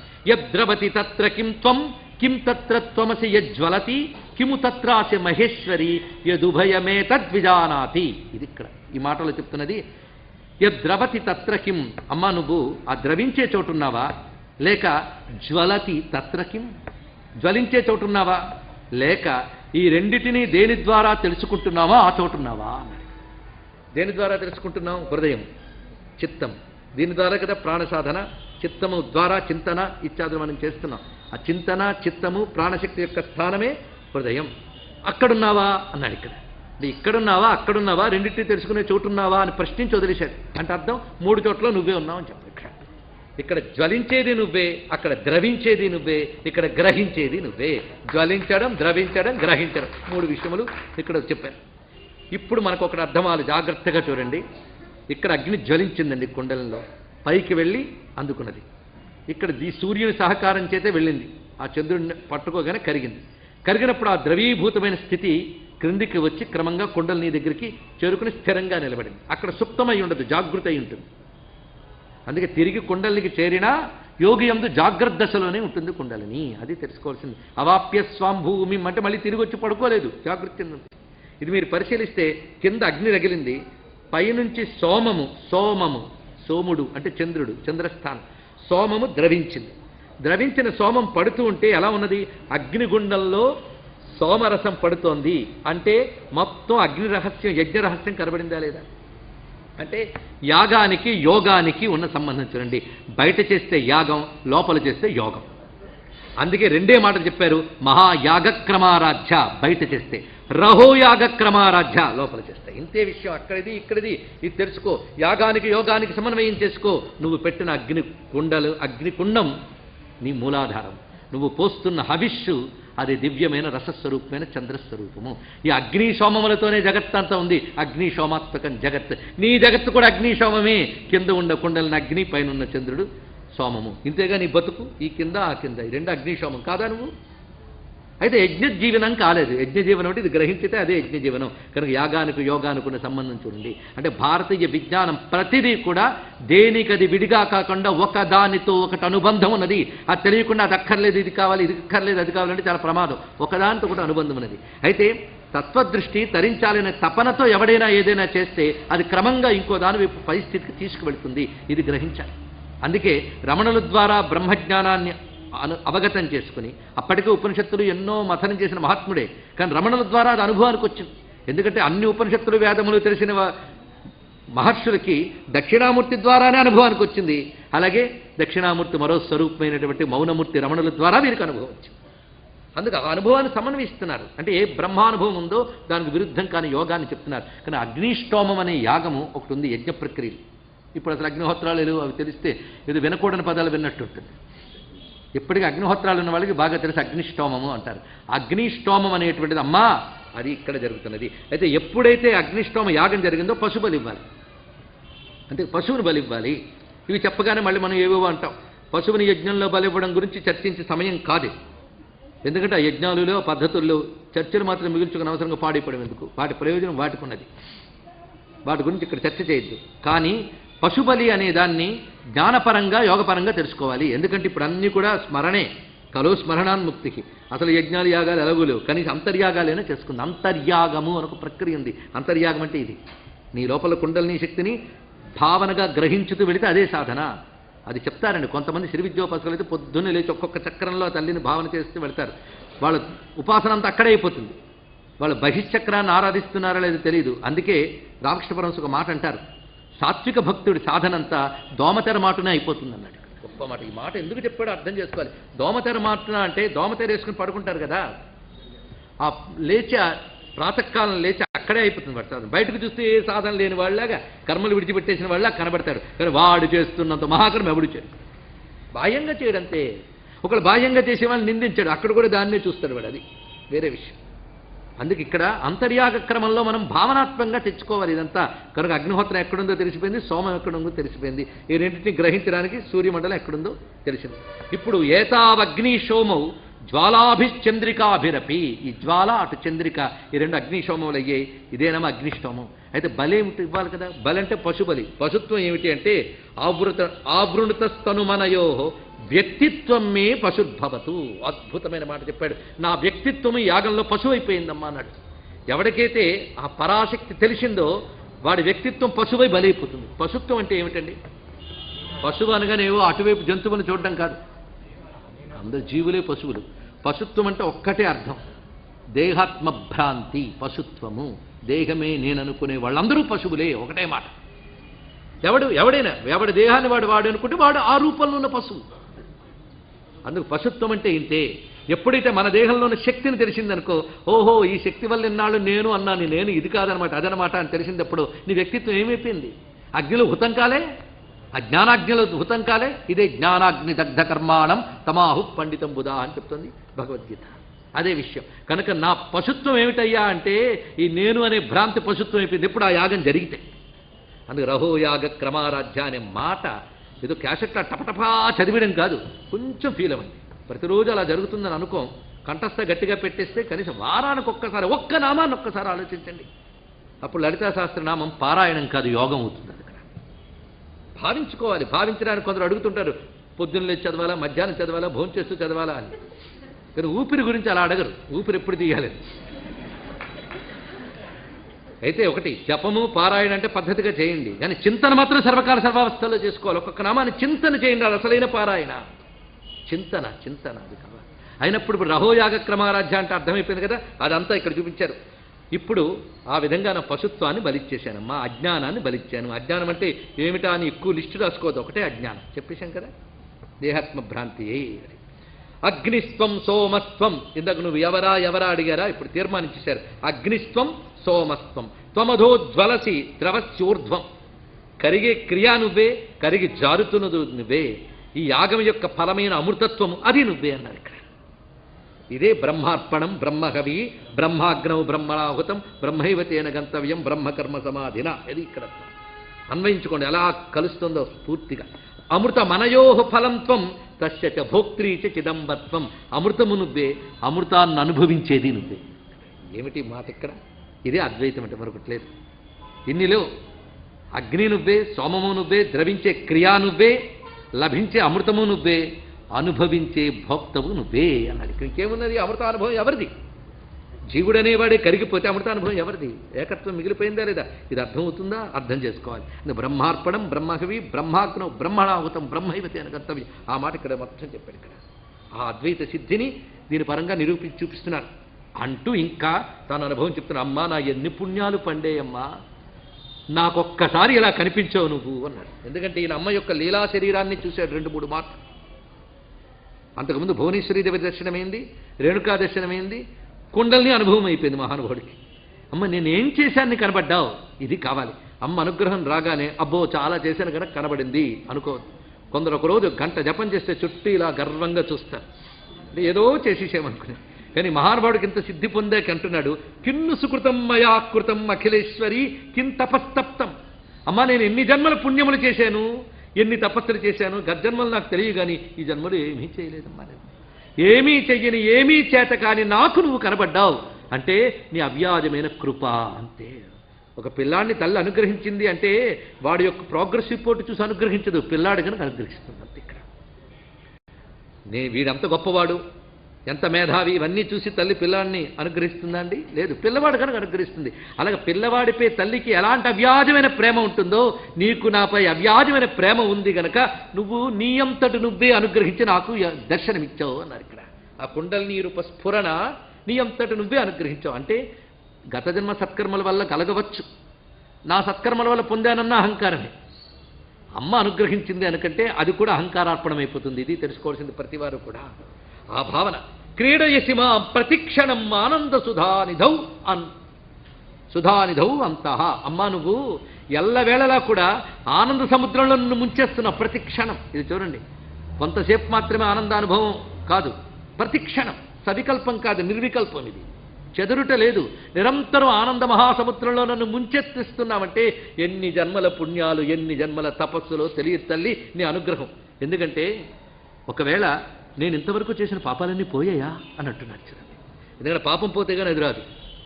అందుకే పాపం ఎలా పోవాలా, ఎలా పోగొట్టుకుంటామనే తపన పుడితే అది అదృష్టమేనండి. కొందరికి ఆ తపనే పుట్టదు, కొత్తది ఎలా చేస్తామనే తపన తప్ప ఉన్నవి ఎలా పోతాయని బాధ అంతకంటే లేదు. లేదా ఉన్న వదిలించుకుని కొత్తవి ఏం చేస్తామని తపన అదొకటి ఉంటుంది. కానీ అసలు దురితం పోగొట్టుకోవాలనేటువంటి బుద్ధి అంతమందికి పుడుతుందని ఇంతమంది దేవుడి ముందు దండం పెడుతున్నారే, నా పాపం పోగొట్టని ఒక్కరేనా అడుగుతున్నారా? అది అడగగలిగితే సాత్విక ప్రవృత్తి ఉన్న వాళ్ళు మాత్రమే అడుగుతారు, అది వేరే విషయం. కానీ ఇక్కడ శాంతం కిం మమ దురితం, శాంతం కిం దేవితే స్వాంతం. ఎంత అద్భుతమైన మాట్లాడండి. శాంతం కిం మమ దురితం, నా పాపాలన్నీ పోయాయా, లేక నా పాపాలను నువ్వు క్షమించావా? అది నా పాపాలని క్షమించేవా? మనం పోగొట్టుకుంటామా, ఆవిడ క్షమించాలంతే, పోన్లే అని. అది నా పాపాలన్నీ క్షమించేసావా, లేక ఈ పాపాత్ముడి వైపు చూసి చూసి చూసి చూసి ఇంకా విసిగిపోయి శాంతం వహించావా అన్నాడు ఇక్కడ. కొందరు చూడండి, మనం కోపంగా చూస్తాం, బాగు చేయాలని ప్రయత్నిస్తాం, వాడు ఎంతటికి బాగుపడకపోతే ఈ పనికిమాల కోపం నాకెదురు మనం శాంతం పొందిపోతాం. అందుకు నువ్వు క్షమించావా, లేక విసిగిపోయి శాంతి పొందేవా? ఏదో మొత్తానికి అనుగృహాతి విచిత్రం మామప్యపరాధినాం ప్రథమం. ఇదండి మాట. అపరాధినాం ప్రథమం, అపరాధాలు చేసిన వారిలో మొదటి వాడిని నేను. ఇలా అనుకోగలమా మనం? ఈయన అంటున్నాడు ఎవరు? గణపతిమని. దీన్ని బట్టి మనం గణపతిమని గొప్ప అపరాధములు చేసిన వాళ్ళలో మొదటివాడు అని రీసెర్చ్ స్కాలర్స్ హిస్టరీ రాస్తే మళ్ళీ తప్పు. మహాత్ములు మాత్రమే ఇలా అనుకోగలరు. ఒక్క త్యాగరాజస్వామి అనుకున్నారు, కటకట నా చరితము కర్ణ కఠోరమయ్యా ఎటుల బ్రూతువో తెలియా. అంటే కర్ణ కఠోర చరిత్ర కలవాడు త్యాగరాజు అని రాయకూడదంట. మహాత్ములు మాత్రమే అలా అనుకుంటారు. వాళ్ళకి శుద్ధత కోసం పడుతున్న తాపత్రయం అది. అందుకే పురుషోత్తముడవీవు పురుషాధముడ నేను ధరయ నాయందు మంచితనమేది అంటాడు హనుమాచార్య. దీన్ని నైత్యానుసంధానము అంటారు భక్తిలో. ఇది తెలుసుకోవాల్సిన ప్రధానాంశం. అందుకు భక్తుడు, లేకపోతే మహానుభావుడు శంకరులు మాత్రం ఏమన్నారండి, అమ్మా అపరాధ శాస్త్రాలు చేస్తే చేయొచ్చు, తప్పేం లేదు, అపరాధ పరంపరాభృతం నహి మాతా సముపేక్షతే సుతం అన్నాడు. నువ్వు నన్ను అనుగ్రహించడం పెద్ద గొప్పేం కాదమ్మా, 1000 తప్పులు చేసిన వాడినైనా తల్లి అనుగ్రహించదా ఏమిటి అన్నాడు. ఇక్కడ అంత గొప్పగా చెప్పాడు. అంటే ఇక్కడ నువ్వు అనుగ్రహిస్తూ ఉంటూ నేను తప్పులు చేస్తుంటానని చెప్పడం కాదు, ఎన్ని తప్పులు చేసినా ఇకపై చెయ్యను, నువ్వు అనుగ్రహించు, నువ్వు ఉన్నావని ధైర్యం, ఆ ధైర్యంకి మాటలని. అందుకే అమ్మా అనుగృహాసి విచిత్రం మామపి అపరాధినాం ప్రథమం, అపరాధాల్లో ప్రథముడైన నన్ను కూడా అనుగ్రహించవు. అందుకే అపరాధిని నేనైనాను కృపగలవారికి కపటము లేదు అంటారు హనుమాచార్యుల వారు. పరుసమొక్కటే కదా పైడిగా చేసేది, అరయ లోహమెట్లున్నా అందుకేమి అంటారు ఇక్కడ. లోహం ఎలా ఉన్నా పరుసువేది, అలా నువ్వు అనుగ్రహించావు. ఎందుకంటే నేను ఏమీ చేయలేదమ్మా నీకు. అసలు లోపల దివ్యశక్తి జాగృత పరచడం కోసం కొన్ని ప్రక్రియలు మనకు శాస్త్రం చెప్పింది, ఇవి తెలుసుకోండి. అవేమీ నేను చెయ్యలేదు నాకు తెలిసిన బతుకులు. అవేమీ చేయకపోయినా నాకు కలిగింది అంటే గత జన్మల పుణ్య విశేషము చేత నువ్వు అనుగ్రహించావు. ఇది అనమాట తెలుసుకోవాలి. అంటే దీని అర్థం ఏవేవి చేస్తే అమ్మ అనుగ్రహిస్తుందో కింద చెప్తున్నారు, అవేవి చెయ్యలేకపోయేనే అన్నారు. అంటే అవన్నీ చెయ్యలేదని అర్థం, తగినంత చెయ్యలేకపోయేనే. ఇది తెలుసుకోండి. ప్రతి వాళ్ళు సాధన చేస్తారు కానీ తగినంత చెయ్యలేరు. అందుకే యథాశక్తి అనే మాట ప్రతి సంకల్పంలో చెప్తాం. మనం సంధ్యావందనం చేస్తూ ఉంటాం. సంధ్యావందనం చేస్తున్నాం కనుక మనం చాలా గొప్పవాళ్ళం అయిపోయి అనుకుంటే తప్పు. ఎందుకంటే ఒంటికి 80 ఏళ్ళు వచ్చినా సంధ్యావందనం చేయడంలో ఇంకా నేర్చుకోవాల్సినవి ఉంటాయి. ఇంకా ఎన్నున్నాయో ఆశ్చర్యం. అన్ని నేర్చుకుంటూ సంపూర్ణం కానప్పుడు అసలు చేయడం ఎందుకంటే నేను మానేశామనుకోండి అసలు ఎప్పుడు బాగుపడం. అదొకటి వచ్చింది. ఎందుకంటే ఒక్కటి తెలుసా మనకి, అసలు భోజనం చేయడం కూడా మనకు తెలియదు. ఏ విటమిన్స్ ఏ పద్ధతుల్లో ఎలా తింటే కలకాలం జీవిస్తారో డాక్టర్లు డైటిషియన్ ఇస్తారే తప్ప ఎవడో అలా తినడు. కానీ ఆ తిన్నదేదో కొంచెం తిని ఏదో బాగుండాలని కోరుకుంటాం. సాధన అంతే. శాస్త్రం చెప్పినంతా ఎవడు చేయలేడు. అలాగని అసలు మానేయకూడదు. మేము పచ్చ ప్రకారం తినలేమంటే అసలు తినడం మానలేదుగా, ఏదో ఒకటి తింటున్నాం. అదేవిధంగా తెలిసినంత తోచినంత చేస్తూ ఉంటే అమ్మవారికి దయ పుట్టి తర్వాత తెలియజేస్తూ ఉంటుంది. తెలుసుకోండి. అందుకు నేనేం చేశానమ్మా, నేను సంధ్యావందనం కూడా సరిగ్గా చేయలేదన్నాడు. అంటే దీన్ని బట్టి గణపతిముని కూడా సంధ్యావందనం చేయలేదు కనుక నేను మానేశాను అనద్దు. ఆయన సంధ్యావందనం చేయలేదని కాదు, వాళ్ళు చేస్తారు కనుక సరిగ్గా చేశానా లేదా అని ఉంటుంది వాళ్ళకి. అందుకే చిట్ట చివరికి బాగా సాధన చేసిన వాడు మాత్రమే అంటాడు యస్య స్మృత్యాత నామోక్త్య తపపూజ క్రియాదిషు న్యూనం సంపూర్ణతాం యాతి సజ్జో వందే తమచ్యుతం. చేసిన దాంట్లో తెలుసో తెలియకో అజ్ఞానాత్ విస్మృతేర్భ్రాంత్య న్యూనం అధికం కృతం తత్సర్వం క్షమ్యతాం దేవ ప్రసీద పరమేశ్వర లేదా ప్రసీద పరమేశ్వరి. అజ్ఞానాత్ తెలియక, విస్మృతే మరపు వల్ల, భ్రాంతి ఒకదానికోటి అనుకోవడం వల్ల, అజ్ఞానాత్ విస్మృతేర్భ్రాంత్య ఈ మూడింటి చేత న్యూనం అధికం కృతం ఏది చేయకూడదో అది చేసేయడం, ఏది చేయవలసిందో చేయకపోవడం అనే దోషాలు ఏవైనా ఉంటే అమ్మ క్షమించండి. చిట్ట చివరికి ఈ మాట చిట్ట చివరికి అంటారు. అంటే చేస్తేనే అంటారు, చేయకుండా అనడం కాదు కదా. అందుకే ఈ మాటలన్నీ అర్థం ఏంటంటే ఎంత చేసినా చెయ్యాల్సినంత చేయలేదమ్మా, చెయ్యగలిగినంత చేశాను. చెయ్యాల్సినంత చేసేవాడిని మాత్రమే అనుగ్రహించే నువ్వు ఏదో చెయ్యగలిగినంత చేసిన వాడిని అనుగ్రహించావంటే నీ కృప గొప్పది నా ప్రయత్నం కంటే. ఇది తెలుసుకోవాలి. నా ప్రయత్నం గొప్పదంటే అహంకారం, అమ్మ కృప గొప్పది అంటే అది అర్పణం. అహంకారానికి అర్పణం అది భేదం. అందుకే భక్తిలో ఎలా ఉంటుందో చూడండి. కాలే కాలే సంధ్యారూపానోపాసితా భవతి. సకాలంలో ప్రతి సకాలంలో నేను సంధ్యోపాసన సరిగ్గా చేయలేదు. విచ్ఛిన్న స్మార్తాగ్ని. అసలు ఇవి తలంచుకుంటే మనం ఏవేవి కోల్పోయేమో తెలిస్తే మన ఒక్కరం గదిలో కూర్చుని కొంతసేపు ఏడవచ్చండి. ఒకవేళ అలా ఏడిస్తే పాపాలన్నీ పోతాయి. అందుకే ఏడవట్లేదు. అది కూర్చుని ఏడవాలి. కొందరు నేను చెయ్యట్లేదండి ఆఫ్టర్ రిటైర్మెంట్ చేస్తాను సగర్వంగా చెప్తారు. బతుకు 30 అయిపోయింది, ఏం చేస్తావు? తర్వాత ఇలాంటి ఉత్తమమైన ఉపాధి దొరుకుతుందా? మళ్ళీ క్రిమికీటకాలు అవుతావో తెలియదు.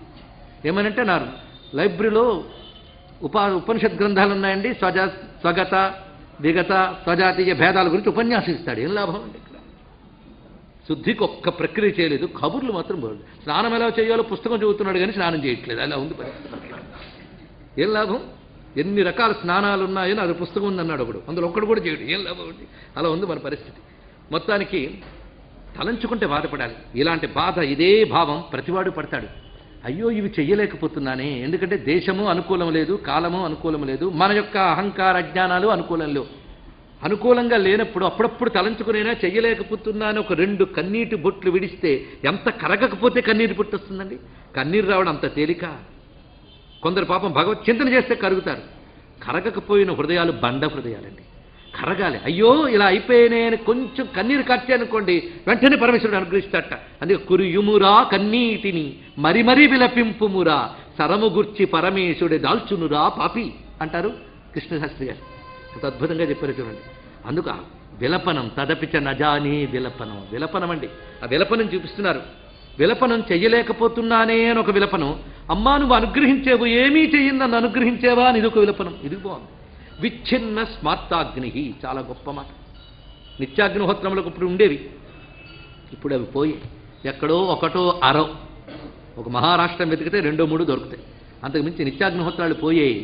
అది ఎంత బాధాకరమైన అంశం. అగ్నిహోత్రం విలువ తెలిస్తే అది పోగొట్టుకున్నాం. ఒకప్పుడు ఈ దేశాన్నతట్టి కాపాడినటువంటి అగ్నిహోత్రాది విద్యలు మంత్ర విద్యలు క్రమక్రమంగా లుప్తమైపోవడం వల్ల మనం అధోగతిని పొందుతున్నాం. మరి అవేవీ లేని దేశాలు బాగున్నాయంటే అనయో చూస్తూనే ఉన్నాం. వాళ్ళ అహంకారాలతో పెంచుకున్న నాగరికతలన్నీ ఒక్క ఉప్పని ఊగిపోతున్న పరిస్థితులు కూడా. దివ్యశక్తిని మరచిపోయి భౌతిక శక్తే గొప్పదనుకున్న వాటికి పతనం తప్పదు. అవి చూసి మనం వదులుకుంటే మనం ఇంకా తొందరగా పతనమైపోతాం. ఇంకా ఈ దేశం కాపాడబడుతోంది అంటే పూర్వీకులు చేసిన తపస్సు మన నిర్లక్ష్యం ఉన్నా కాపాడుతోంది. ఇంకా అక్కడెక్కడో ఎవరో యోగులు మహాత్ములు ఉన్నారు, చెప్పుకోవడానికి చెప్పించడానికి పెద్దలు ఉన్నారు కనుకనే జరుగుతుంది. అందుకు భారతదేశానికి రక్షణ ఉన్నది, తెలుసుకోండి. ఇవే రక్షిస్తాయి ఎప్పుడైనా. మొత్తానికి ఇప్పటికీ ఎక్కడో అక్కడ ఉన్న కొద్దిపాటి ఈ అనుష్ఠాన పరులే ఈ దేశ సౌభాగ్యానికి రక్ష. వారి పాదాలకు నమస్కారం. మొత్తానికి విచ్ఛిన్న స్మార్తాగ్ని త్రేతాకుత ఏవ వహ్నీనాం. త్రేతాగ్నులు ఉంటాయి, తెలుసా? పేర్లు తెలిసి ఇంకా సంతోషం. ఆహవనీయాగ్ని, గార్హపత్యాగ్ని, దక్షిణాగ్ని. మనకు 3 పూటలు తెలుసు, 3 అగ్నులు తెలియదు. 3 పూటల లోపల పడేయడమే తప్ప 3 అగ్నుల గురించి ఎలాగో తెలియదు. ఇప్పుడు 3 అగ్నులు, ఈ 3 అగ్నులు శ్రౌతాగ్ని చేసే వాళ్ళకు ఉంటాయట. అంటే వైదికమైన అగ్ని, శ్రౌతాగ్ని. స్మార్తం అంటే వేద సమ్మతమైన స్మృతులను అనుసరించి చేస్తారు. ఈ 2 అగ్నులు రెండు రకాలు ఉంటాయి. శ్రౌతాగ్ని పెట్టేవాళ్ళని ఆహితాగ్నులు అని అంటారు. స్మార్తాగ్ని పరులు ఉన్నారు, ఇద్దరు అగ్నిహోత్ర పరులు, ఇద్దరు గొప్పవారే. ఇప్పుడు 2 విధముల వారు ఉన్నారు మనకి. ఈ స్మార్తాగ్ని విడిచిపెట్టాను, ఇంకా త్రేతాగ్నుల మాట ఎక్కడమ్మా? అది లేదు. ఎందుకంటే 3 తరాలు అగ్నిహోత్రం విడిచిపెడితే 4వ తరానికి అగ్నిహోత్రం చేసే అధికారం లేదు. మళ్ళీను నేను నిత్యాగ్నిహోత్రం పెట్టుకుంటానండి అంటే నీకు అర్హత లేదు నాయన అంటారు. దాన్ని ప్రాయశ్చిత్తం చేయాలి. అలాగే 3 తరాలు సంధ్యావందనం మానివేస్తే 4వ తరం వాడికి అసలు వాడుకున్న విప్రత్వం పోతుంది. ఇది తెలుసుకోవాల్సింది. ఇవన్నీ శాస్త్రములు. అది 3 తరాలు అగ్నిహోత్రములు పోవడం ఎప్పుడో జరిగిపోయింది కనుక అగ్నిహోత్రాలు లేవు. ఇదే మాట బాధపడుతూ ఒక మహాత్ముడిని, అయ్యా మళ్ళీ అగ్నిహోత్రం పెట్టుకోవాలని ఏం చేయాలి అని ఒక నిత్యాగ్నిహోత్రికుడిని అడిగితే ఆయన ఒకటే మాట అన్నాడు, 3 తరాలు విచ్ఛిన్నమైపోయాక మరి నీకు అర్హత లేదు నాయన. ఎప్పుడైనా కథో క్రియో జరిగేటప్పుడు విచ్ఛిన్నాగ్నిని మనం పెట్టుకుని ఆరాధన చేస్తూ ఉన్నాం. అవిచ్ఛిన్నాగ్ని లేదు. ఏ గణపతి హోమమో లేదా పితృకర్మల్లో అగ్నిహోత్రం నగిలిచినప్పుడు విచ్ఛిన్నాగ్ని అంటారు. అప్పటికప్పుడే చేయడం, అప్పటికప్పుడు వదిలేయడం. అప్పుడు ఇన్నాళ్ళు చేయని ప్రాయశ్చిత్త క్రియ ఒకటి చేస్తారు. అవి మనకు తెలియదు, చేసేస్తూ ఉంటాం కదా, మంత్రాల్లో ఉంటాయి ఇవన్నీ కూడా. అయితే మరి ఇప్పుడు ఏం చేయడం అండి? నిత్యాగ్నిహోత్రాలు లేవంటే గొప్ప మాట చెప్పాడండి ఆ అగ్నిహోత్రీకుడు. ఆ మాట పనికొస్తుందని చెప్తున్నాను, సందర్భం కాదు. కానీ ఎప్పుడైనా సరే ఆవుకి ఫలము, అది తినే ఆహారము పెట్టి దాని గంగడోలు నివున్నాయినా అగ్నిహోత్రం ఇంకొకరికి ఇవ్వాలని ఏది సంపాదించలేదు. చాలా గొప్ప మాట చూడండి. నేను తినాలని సంపాదించాను తప్ప ఇంకోళ్ళకి ఇవ్వాలని సంపాదించలేదు. ఇది కూడా ఆలోచించవలసిన అంశం. ఎందుకంటే ఇందాకలు మానేసిన ఇవేనే చేయొచ్చు కనీసం. అదే కలియుగంలో దానమే తపస్సు అని చెప్పారు. ఏవి చేయలేవు, అగ్నిహోత్రాలు లేవు, యోగాలు తెలియవు, ఇదైనా కనీసం చేయాలన్నారు. అందుకే దాతుం నార్జితం అన్నం. నేను దానం చేయడానికి సంపదలు ఆర్జించలేదు, లేదా బహుదేవేభ్య భూతేభ్య దేవతలకి పెట్టడం కోసం ఒక్కరోజు వండలేదమ్మా. నేను నాకు తినడం కోసం, నా పిల్లలకి పెట్టడం కోసం వాటికే వండేనే తప్ప నైవేద్యంగా దేవతలకు పెట్టడానికి వండలేదు. అలాగే భూతేభ్య నా ఒక కుక్కకో ఆవుకో కనీసం పెట్టడానికి కూడా వండలేదు. కొందరు ఊడ్చి మరీ తింటారండి, మిగిలిపోతుంది. చాలా దోషం అండి. ఊడ్చి తింటే దరిద్రం, గుర్తుపెట్టుకోండి, మహాదోషం. మిగిలితే నువ్వు పారేస్తే పశువు కుక్క ఏదో తింటుంది. నిర్లక్ష్యంగా పారేయకూడదు, కానీ ఏదో ఒకటి తినేలా కొంత మిగల్చాలి. అందుకే భూతబలి లేకుండా భోజనం చేయరాదు. చాలా ముఖ్యమైన విషయం మనకి, శాస్త్రం మనకి. అందుకు నేను దేవేభ్యశ్చ భూతేభ్య నార్జితం అన్నం, వాటి కోసం అన్నాన్ని నేను సంపాదించలేదు, వాటికి వినియోగించలేదు. మరి దేనికి వినియోగిస్తున్నా అంటే యత్కించిదార్జితంగా సంపాదించిందంతా కళత్ర పుత్రాన్వితో అశ్నామి. నేను ఎంత సంపాదించానండి, మా కొడుక్కింత రాశాను, మా కోడలికింత రాశాను, ఏం లాభం? ఇదంతా మోహజనితంగా రాశారు, కానీ దాంట్లో నీకు త్యాగబుద్ధి లేదు, ఈశ్వరార్పణ బుద్ధి లేదు. కొందరు చూడండి, వాళ్ళకి ఇవ్వాలన్నప్పుడు చక్కటి పెట్టుకుంటారు, ఎవరినో పిలుస్తారు దానానికి. ఆ దానానికి పిలిచేవాళ్ళు మనవాళ్ళు అయితే ఒకలా ఉంటుంది, వేరే వాళ్ళు అయితే ఏదైనా ఇచ్చి వచ్చినండి. అంటే వాడికి పిలిచిన వాడు ఎందుకు భగవద్భావన లేదు, అమ్మవారి భావన లేదు, కేవలం తనకి వాళ్ళకున్న అనుబంధ భావన, శరీర భావన ఉంది. అటువంటివి పండవు, ఫలించవు. ఇవి తెలుసుకోండి. ఎందువల్ల ఫలించవు? నీకు దేహగతమైన మోహభ్రాంతితోనే చేస్తున్నావు, కానీ దైవ జ్ఞానంతో చేయట్లేదు, కనుక భావన కూడా లేదు. నీకు ఇంకేం ధరిస్తావు ఇక్కడ? అందుకు నేను సంపాదించిన దేనికి పనికొచ్చింది అంటే నా శరీరగతమైన బంధువులు, వీళ్ళకు ఇప్పుడు బంధువుల కోసం కూడా లేదండి, బాధ లేదు. కళత్రపుత్రాన్విత, అంతే. నా భార్య, నా పిల్లలు, వీళ్ళు తినడం కోసం సంపాదించడమే, వాళ్ళతో పాటు తినడమే తప్ప ఒక దానం చేసింది లేదు. కొందరు సగర్వంగా పైసా కూడా తీరు, బతుకంతా గడిపేస్తారు. తర్వాత కూర్చుని వేదాంతం వింటారు, ఏం లాభం అండి? ఇవన్నీ కూడా వీళ్ళందరికీ గట్టిగానే చెప్తున్నాడు, ఇవేవీ చేయలేదు తల్లి. కచ్చిదపి పాపహారీరపురశ్చరితశ్చతే మంత్ర. నేనేం చేశాను తల్లి?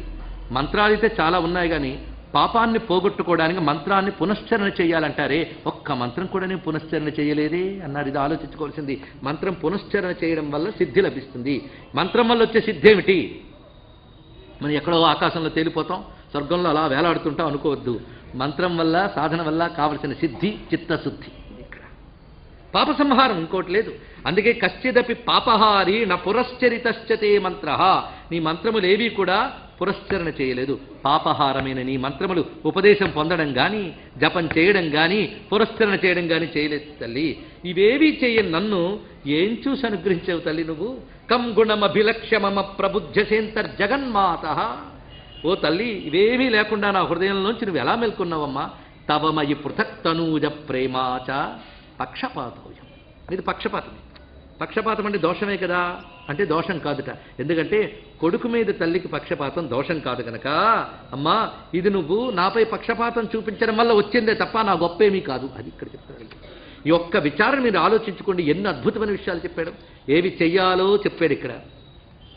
మనం చెయ్యగలిగినంత చేస్తే అమ్మ అనుగ్రహిస్తుంది, చేయాల్సినంత చేయకపోయినా అనే ఒక భరోసా ఇందులో చూపించాడు.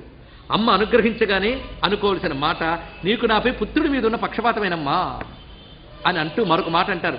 పుత్రుడి మీద పక్షపాతమే కాదు, సత్పురుషులకి లక్షణం ఉంటుంది. ఎవరైతే ఏమీ చేయలేక అమ్మా అని ఏడుస్తారో వాళ్ళని అనుగ్రహించుతారు. ఎవరైతే వాళ్ళ శోకం చూడగానే మనసు కరిగిపోయి తప్పులన్నీ క్షమించే లక్షణం పేరు కరుణ.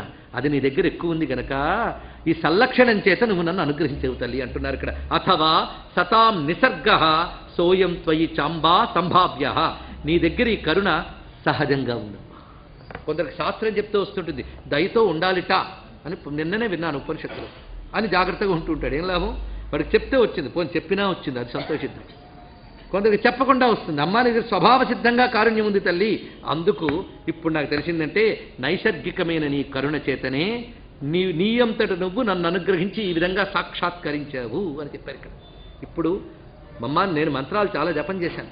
మంత్రసిద్ధుడండి ఈయన, మర్చిపోవద్దు. ఇంత చెప్పిన ఈయన మంత్రసిద్ధుడు. దశమహావిద్యల మంత్రాలన్నీ సిద్ధింపజేసుకున్నాడు, సామాన్యుడు కాదు. దశమహావిద్యల మంత్రాలు సిద్ధింపజేసుకున్న కొందరు మహాత్ములు ఉన్నారు. రామకృష్ణ బ్రహ్మస్ ఒకరు. అదేవిధంగా ఈయన తర్వాత మన దేశం వాడు కాదు కానీ ఒక విదేశస్థుడు, ఆయన కూడా దశమహావిద్యల మంత్రాలని సిద్ధింపజేసుకుని అమ్మ దర్శనం చేసి అనుభవాన్ని పుస్తకంగా రాసిన వాళ్ళు ఉన్నారు. విదేశాల వాళ్ళు కూడా ఉన్నారు. అమ్మ ఎవరికి కాదండి, గ్రహించే వాళ్ళందరికీ అమ్మే. లక్ష్యం వినైవ మంత్ర కిం సజ్జతి కోటిసోప్యుక్త. ఇది గొప్ప మాట చెప్పాడు. అమ్మా లక్ష్యమేంటో తెలియకుండా కోటి మార్లు జపించినా మంత్రం సిద్ధిస్తుందా అని అడిగాడు. లక్ష్యము అంటే దేని యందు దృష్టి పెట్టాలో దాని యందు పెట్టకుండా కోటి మార్లు జపించినా సిద్ధిస్తుందా? సిద్ధించదు. కానీ ఇంకో చిక్కుందమ్మా. దద్మస్తజ్జది లక్ష్యం తవ రూపం గళతి హా మంత్ర. నీ రూపమనందే లక్ష్యం పెట్టి మంత్రం చేస్తూ ఉంటే దాని మీద దృష్టి వెళ్తుంటే మంత్రం జారిపోతుందమ్మా అన్నాడు. గొప్ప విషయం. నిన్నే లక్ష్యం పెట్టుకుని మంత్రం చేయాలి, లేకపోతే కోటిసార్లు చేసినా ఫలించదని శాస్త్రం. కానీ నిన్నే లక్ష్యం పెట్టుకుంటే మంత్రం జారిపోతుంది అన్నాడు ఇక్కడ. ఇది పెద్ద చిక్కే. అందుకే మనం కష్టమే చెయ్యాలి, ఎంత పెట్టుకుంటావో అంత. ఈ మాట చెప్తూ అసలు లక్ష్యం ఏమిటో చెప్తున్నాడు. మంత్ర జప పరాయణులందరికీ పనికొచ్చే మాట లక్ష్యం ఏమిటి. ఇది శక్తి గురించి చెప్తున్నాను, శక్తి మంత్రం అని కాదు. ఏ మంత్రానికైనా లక్ష్య వస్తువు ఒక్కటి. ఆ లక్ష్య వస్తువుని ఆ మంత్రాధిదేవతగా ఆ రూపంతో నువ్వు భావన చేస్తున్నావు. లక్ష్య వస్తువు మాత్రం ఒక్కటేట. హఠాత్తుగా వచ్చాయంటే గర్జన్మలో చాలా సాధనలు చేశారు కానీ కొందరు హఠాత్తుగా వచ్చాయి. అందుకు నిరుత్సాహపడద్దు. మనం ఇప్పుడు ప్రారంభించాం, ఎప్పటికైనా పొందుతాం అంతే. అందుకు ప్రతి వారికి కూడా సాధనకి ఒక ప్రోత్సాహకరమైన విషయమని ఇందులో చెప్పబడుతున్నాయి. మొత్తానికి అమ్మా లక్ష్యం ఏమిటో చెప్తున్నారు. సంకల్పానాం వాచాం అనుభూతీనాంచ యన్మూలం యత్ర ప్రాణో బద్ధ తల్లక్ష్యం దేవి తే రూపం. నీ రూపము అంటే నీ యొక్క స్వరూపము, నీ యొక్క అసలు తత్వము ఏమిటి అంటే అదే లక్ష్యం కావాలి మంత్రానికి, మంత్రజపరాయణుడికి. అదేమిటంటే సంకల్పములకు, వీటికి ఏం తెలుగు చెప్పక్కర్లేదు కదా, ఉన్నవే అవి. సంకల్పములకు, వాక్కులకు, అనుభూతులకు. ఇంతవరకు మనస్సు దాకా వచ్చాం. సంకల్పము అనుభూతులు మనస్సంబంధి. వాక్కు వచ్చింది. సంకల్పాన వాచాం అనుభూతీనాంచ యన్మూలం. మనం ఇన్ని సంకల్పాలు చేస్తున్నామే, పైగా ఇన్ని మాటలాడుతున్నామే, ఇన్ని అనుభూతులు పొందుతున్నామే, వీటికి ఏది మూలమో వెతుకు అన్నాడు ఇక్కడ. ఏది మూలము అంటే యత్ర ప్రాణో బద్ధ. గొప్ప మాట అండి. ఉపనిషత్తులు కొన్ని మంత్రాల్లో చెప్పింది, ఒక శ్లోకంలో చెప్పాడు మహానుభావుడు. యత్ర ప్రాణో బద్ధ, దేనియందు ప్రాణము నిలిచి ఉన్నదో అన్నాడు. ఇక్కడ ప్రాణం దాకా వచ్చాడు. కనుకనే మనం ఇన్ని మాట్లాడుతున్నామన్నా, ఇన్ని చేస్తున్నామో లోపలకు శక్తి హేతు. ఈ శక్తి మనలో ప్రాణముల ద్వారా ప్రసరిస్తుంది. ఈ ప్రాణం దేన్ని ఆధారం చేసుకున్నది చూడు. అది ఇక్కడ ప్రాణము దేనియందు బద్ధమై ఉన్నదో అది తెలుసుకో అని చెప్తున్నాడు ఇక్కడ. ఇది ఎలాంటిది అంటే, ఈ పుస్తకం దీని మీద ఉంది, సంతోషం, దీని ఆధారం తెలుసుకో. ఇది దేని మీద ఉందో దీని ఆధారం తెలుసుకో. ఇది దేని మీద ఉందో దాని ఆధారం తెలుసుకో. చిట్ట చివరికి ఆధారం భూమి. అదేవిధంగా ప్రతి వాళ్ళు పైన ఉన్న దీన్నే చూస్తున్నారు కానీ అసలాధారం వెతకట్లేదు. వెళ్ళు ఈ వెతకడం ఇటు వెళ్ళదు, ఇటు వెళుతుంది. వెనక్కి తిరిగి వెళితేనే ప్రత్యక్ దృష్టి అవుతున్నది. అది వెళ్ళి నువ్వు వెనక్కి. కనుకనే వీటికి మూలమేదో తెలుసుకొని చూసారు, ఇది చెప్పగానే ఆవలించి వస్తుంది. అది వచ్చింది ప్రారంభం. ఈ స్థితిలోకి మనం వెళ్ళాలి క్రమంగా. ఈ విషయం ఎవరు చెప్పారు లక్ష్యం అంటే చెప్తున్నారు ఇక్కడ. నైసర్గిక స్వవృత్తే అహంకృతేర్మూలమన్విష్య త్వాం కిల సాక్షాత్కృతే. ఇక్కడ చెప్తున్నారు నైసర్గిక స్వవృత్తే అహంకృతే. ఇక్కడ ఈ ఆలోచించండి విషయం. ఇది నిజానికి తలలు బద్దలు కట్టుకోవాల్సిన సబ్జెక్ట్ ఏం కాదండి. కొంచెం ఏకాగ్రంగా వింటే చాలు, ఏం అక్కర్లేదు. ఏకాగ్రత లేనివాడు ఆధ్యాత్మిక ప్రగతి సాధించలేడు ఏ విధమైన అనుకోండి. అందుకే ఏకాగ్రత ఒక్కటి అవలంబించితే ఇక్కడ నైసర్గిక ప్రవృత్తే అహంకృతి అన్నాడు ఇక్కడ. అంటే అహంకారం అనేది దేనికి సహజము? ఈ ప్రశ్న తేలిగ్గానే ఉంది కదా. అహంకారం అనేది దేనికి సహజ వృత్తి? వృత్తి అంటే పని అని. సహజ వృత్తి దేనికి సహజ? ఇప్పుడు చూడడం అనేది దేని వృత్తి? కాదు. మాట్లాడటం అనేది నోటిది, అలా కదా. అలాగే అహం అనేది దేని యొక్క వృత్తి? ఇది చూడండి, అదే వచ్చింది బాధ. అది కూడా కాదు. అహంకారం దేని వృత్తి? దాన్ని వెతుకు. నైసర్గిక స్వవృత్తే అహంకృతేర్మూలమన్విష్య. అహంకారం మనస్సుది కూడా కాదు. ఎందుకంటే నీ గాఢ సుషుప్తుల మనస్సు లేదు. మళ్ళీ నేను నిద్రపోయిన చెప్తున్నావు, హాయి పొంది అదెవడు అక్కడ చెప్పాడు. అదే మనం అనేక మార్లు చెప్తున్నాం. శరీరమే నేను అనుకుంటాడు ఒక భ్రాంతి, అది దాటి ప్రాణమే నేను అనుకుంటాడు మరొక భ్రాంతి, బుద్ధే నేను అనుకుంటాడు ఇంకో భ్రాంతి, మనస్సునే అనుకుంటాడు మరొక భ్రాంతి అయ్యా అన్నాడు. మరి ఏమిటయ్యా అసలు సత్యం అంటే, ఇంద్రియముల కంటే పైనున్నది మనస్సు, మనస్సు కంటే పైనున్నది బుద్ధి, బుద్ధి కంటే పైనున్నదేదో అది నేనుకు మూలం. నేనుకు మూలం మనస్సు కూడా కాదు. మనస్సుని బుద్ధిని ప్రాణాలకి అన్నిటికీ చైతన్యం ఇచ్చే ఆత్మ వస్తువు ఏదో అది నేను. కనుక దేనిది నేను అనే వృత్తి సహజం దేనిది? ఆత్మది. కనుక నేను అనేది శరీరాంది కాదు, బుద్ధిది కాదు, దేనిది కాదు, సహజం దానిది. దీపానికి కాంతి సహజం, అది పడే గోడకి సహజం కాదు. ఇది అనేక మార్లు ఉదాహరణ చెప్పుకున్నాం. కాంతి గోడ మీద పడింది కనుక గోడ వెలిగిపోతుంది అన్న అజ్ఞానం. దీపము యొక్క కాంతి గోడ మీద పడడం వల్ల గోడ వెలిగిపోతున్నట్టు నీకు కనిపించింది, కానీ గోడకి సహజం కాదు కాంతి. కానీ కాంతి గోడ మీద నువ్వు చూస్తున్నావు, తప్పేమీ లేదు. నీ శరీరంలో నేను అనే చైతన్యం నువ్వు చూస్తున్నావు, తప్పేమీ లేదు. శరీరాన్ని నేను అనుకోవడం, గోడ మీదని చూసి గోడ వెలిగిపోతుంది అనుకోవడం రెండు ఒకటి. తెలుసుకోండి, అదంతా జడం, ఇదంతా జడం. కానీ గోడని వెలిగించే వెలుగు దీపానిది ఎలాగో శరీరానికి చైతన్యం ఇచ్చే నేను ఆత్మది. ఇది తెలుసుకోండి. ఇక్కడ ఉదాహరణ వచ్చేసింది కదా స్పష్టంగా. కనుకనే ఆ మూలాన్ని అన్వేషించడమే యోగం. అదంత తేలిక అంటాడు వెంటనే. ఇక్కడ దృష్టిలో ఏదైనా తేలిక, కానీ నేననుకుంటున్న నీ సబ్జెక్టే మహాకష్టం. దాన్ని వెనక్కి తిప్పు, వెళ్ళి ఆలోచించు. కనుకనే మంత్రములకు, తంత్రములకు, సాధనలకు అది పరమలక్ష్యము. పరమలక్ష్యం అంటే అల్టిమేట్ గోల్ అని అర్థం. Ultimate goal. మధ్యలో ఎన్నో రావచ్చు, తప్పేం లేదు. అల్టిమేట్ గోల్ మాత్రమే ఇది. మీరు ఇవాళ బయలుదేరి కాశీకి ట్రైన్లో వెళ్ళారు, అల్టిమేట్ గోల్ కాశీ. తోవలో బోల్డ్ అని స్టేషన్స్ నాగపూర్ మొదలుకొని చాలా వస్తాయి, కానీయండి, తప్పేముంది. కానీ స్టేషనే గోల్ అనుకుంటాం, అది వచ్చింది బాధ. కానీ అవన్నీ ఉంటాయి, దాటాలి, వెళ్ళాలి అక్కడికి. అదేవిధంగా అల్టిమేట్ గోల్ ఏమిటి? ఇది. కనుక చిట్ట చివరికి సాధనలు మానేయమని కాదు, ఆ లక్ష్యం గురించి ఆలోచన చేయాలి. కనుక మనం అమ్మ యొక్క అసలు స్వరూపం ఏంటి? అహంకృతికి మూలమైన ఆత్మయే అమ్మ యొక్క అసలు స్వరూపము. అది అసలు స్వరూపము. మరి ఇందాక నిన్న చెప్పినవన్నీ విభూతి స్వరూపములు, లీలగా ధరించిన రూపములు. అసలు స్వరూపం మాత్రం అదే. అదే అహమిచ్చేవ విభావయే భవానీ. మీరు ధ్యాన శ్లోకంలోనే చెప్తున్నారు, అహమునకు మూలమైనదేదో అదే అమ్మని చెప్తున్నాను. ఈ మాట నేను తీసుకొచ్చి చెప్పలేదు, మీరు లలితా శాస్త్రంలో ఉంది. లలితా త్రిశతి చెప్పిన తర్వాత హయగ్రీవ స్వామి చెప్తాడు, స్వాత్మైవ దేవతా ప్రోక్త లలితా విశ్వవిగ్రహ. చదవండి అక్కడ. విశ్వవ్యాపకమైన తల్లిని ఎవరుంటున్నారో ఆవిడే స్వాత్మాయేవ, నీ యొక్క ఆత్మ ఏపో అన్నాడు అక్కడ. కనుకనే అహంకారం దేని యొక్క సహజ ప్రవృత్తి? ఆత్మ యొక్క ప్రవృత్తి. కనుక నైసర్గిక ప్రవృత్తే అహంకారే మూలం అన్విష్య. అది తెలియబడదు, అన్వేషించాలి, సాధన చేయాలి. అదే వెతికి చూచిన. కొందరు వెతుకులాట లేదు, కిందనే కూర్చుంటే వాడికి ఇంటికి వచ్చి పడాలంటాడు. వాడికి ఏమవుతుందండి? అదే మూలమన్విష్య త్వాంకిల సాక్షాత్కృతే. వాడు మాత్రమే నిన్ను యొక్క అసలు స్వరూపాన్ని సాక్షాత్కరింపజేసుకుంటాడు. దీన్నే ఆత్మసాక్షాత్కారం అని లోకంలో అంటారు, మరి ఏమిటో కాదు. ఆత్మసాక్షాత్కారం అంటే నీ లోపల అద్భుతమైన ఒక 1000 క్యాండిల్ లైట్ వెలుగుతుంది అనుకున్నారా? ఆత్మ ఏ ఆకారంతో ఉంటుందండి? ఆకారం ఉంటే ఆత్మ అవుతుంది అది. అందుకే అది వెతికితే అది నీ యొక్క అసలు విషయం. ఇదే రమణ మహర్షే ఇయం దృష్టి అని తన గురువు చెప్పిన సిద్ధాంతం మొత్తం ప్రతిపాదన చేశారు. రమణులు చెప్పినది ఇదే ఉంది. నేను వాళ్ళతో ఏమనలేదు, ఇక్కడ స్టేజ్ కనుక అంటున్నా. ఏమనంటే అదైతే మహాకష్టం, ఇదైతే మహాసులభం అని. కానీ ఇక్కడ కూడా ఇదే అఘోరిస్తున్నాడు ఈయన అని ఇప్పుడు తెలిసిపెట్టింది వాళ్ళకి. అక్కడొకటి ఇక్కడొకటి చెప్తే ఋషి మనల్ని మోసం చేస్తున్నట్టు. అక్కడ ఇక్కడ ఒకటే చెప్తాడు. అది అర్థం కాలేదంటే ఇంకా అర్థం చేసుకోవడానికి మనం ప్రయత్నించాలి అని అర్థం చేసుకోవాలి. ఇది సాధకుడికి కావలసినది, ఇది అసలైనది. కాలక్షేపానికి ఏం పోయింది? మిమ్మల్ని నవ్వించడానికి కవ్వించడానికి 10 కథలు చెప్పి కాలక్షేపం చేయొచ్చు. అసలుదేదో పట్టుకోవద్దు, పట్టుకోవడానికి చెప్పుకోవద్దు, చెప్పి నేను తరించిపోవద్దు, అందుకు వినియోగించుకున్నాను. అందుకే విషయం త్వాంకెల సాక్షాత్కృతే రమణ మహర్షేరియం దృష్టి. అది పొందాలమ్మా. మొత్తానికమ్మా నాలో ఇంకా అహంకారం చావలేదు తల్లి అన్నాడు. ఎంత ఇది అండి వివేచన, వివేచన ఇది. ఊరికనే కవిత్వం రాసేవాడు ఈ మాటలు రాయలేడు, లోపల తపన.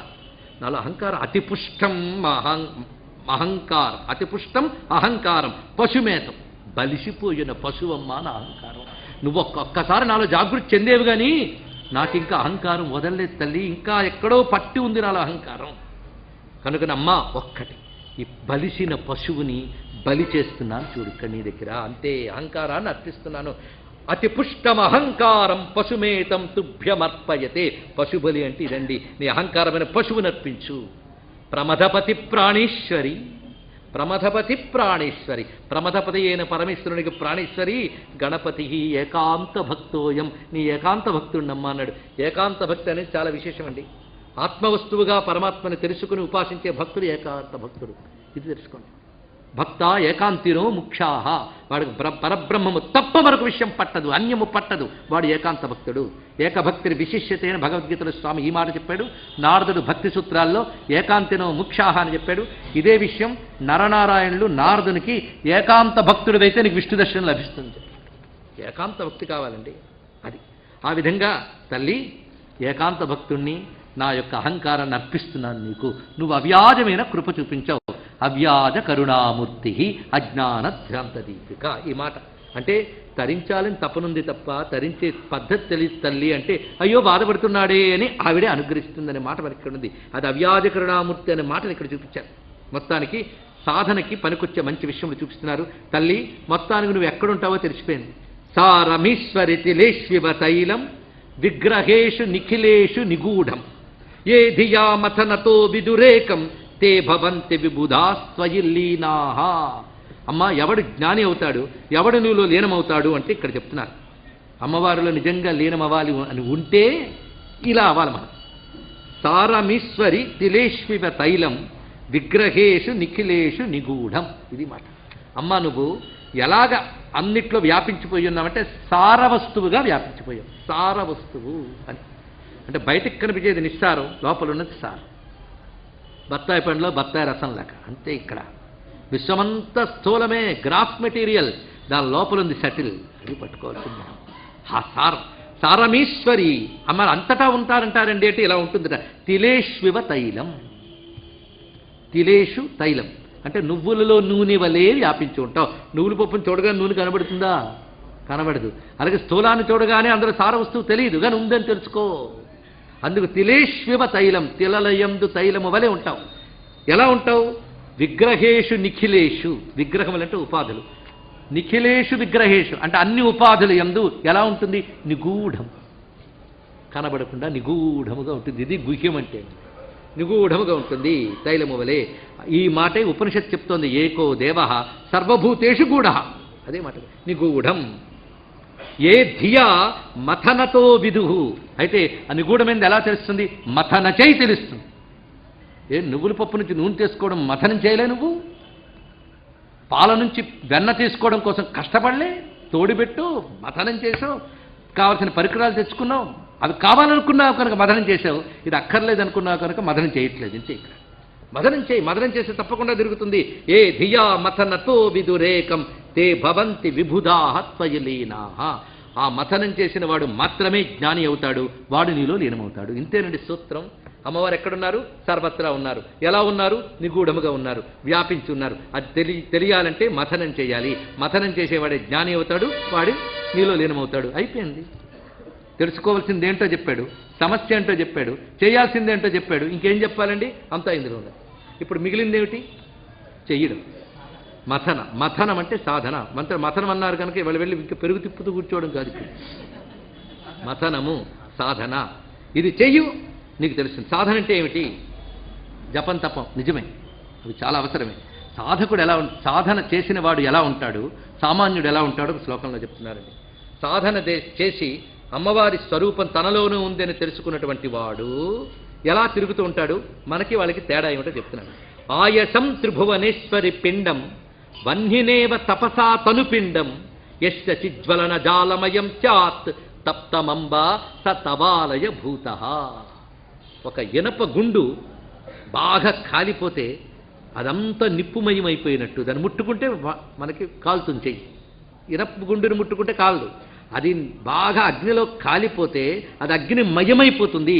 దాని నుంచి అది ఇనపగుండు అయినప్పటికీ మనకు లభించేది అగ్ని యొక్క తత్వం లభిస్తుంది. అదేవిధంగా సామాన్యుల శరీరాలు ఇనపగుండు వంటివైతే సాధకుడి శరీరం అగ్నిమయమైన ఇనపగుండు వంటిది. అక్కడి నుంచి అగ్ని తేజస్సు వచ్చినట్లుగా వీళ్ళ మంత్రమయమైన ఆ దేవీ చైతన్యం వస్తుంటుంది, అది తెలియబడుతుంటుంది అన్నారు ఇక్కడ. యశ్చ చిజ్వలనం, ఆ అగ్నిని చిదగ్ని అన్నారు. చిజ్వలనం, ఇది చిదగ్ని కుండ సంభూత అంటే ఎవడిలో చిదగ్ని రగులుతుందో వాడిలో అమ్మ సాక్షాత్కరిస్తుందండి. అప్పుడు లోపల భండాసురుడు వాడిపోతాడు. చిదగ్ని రగుల్చుకోవాలి. చిదగ్ని అంటే ఏ కట్టెల్లో దొరుకుతుందని అనగద్దు. ఇప్పుడు చెప్పిందంతా శ్రీ విద్యలో ఉన్నది. శ్రీ విద్య అంతా కూడా లోపల జ్వలనమే, మథనమే. బాహ్యంగా చేసిన వాళ్ళకి కాదు. మొన్న కానీ ఫ్రెష్ రిపోర్ట్ ఇచ్చాడు. ఏమిటంటే శ్రీ విద్యలో ఇంతమందికి మంత్రములు ఇచ్చానని ఈ విజిటింగ్ కార్డు.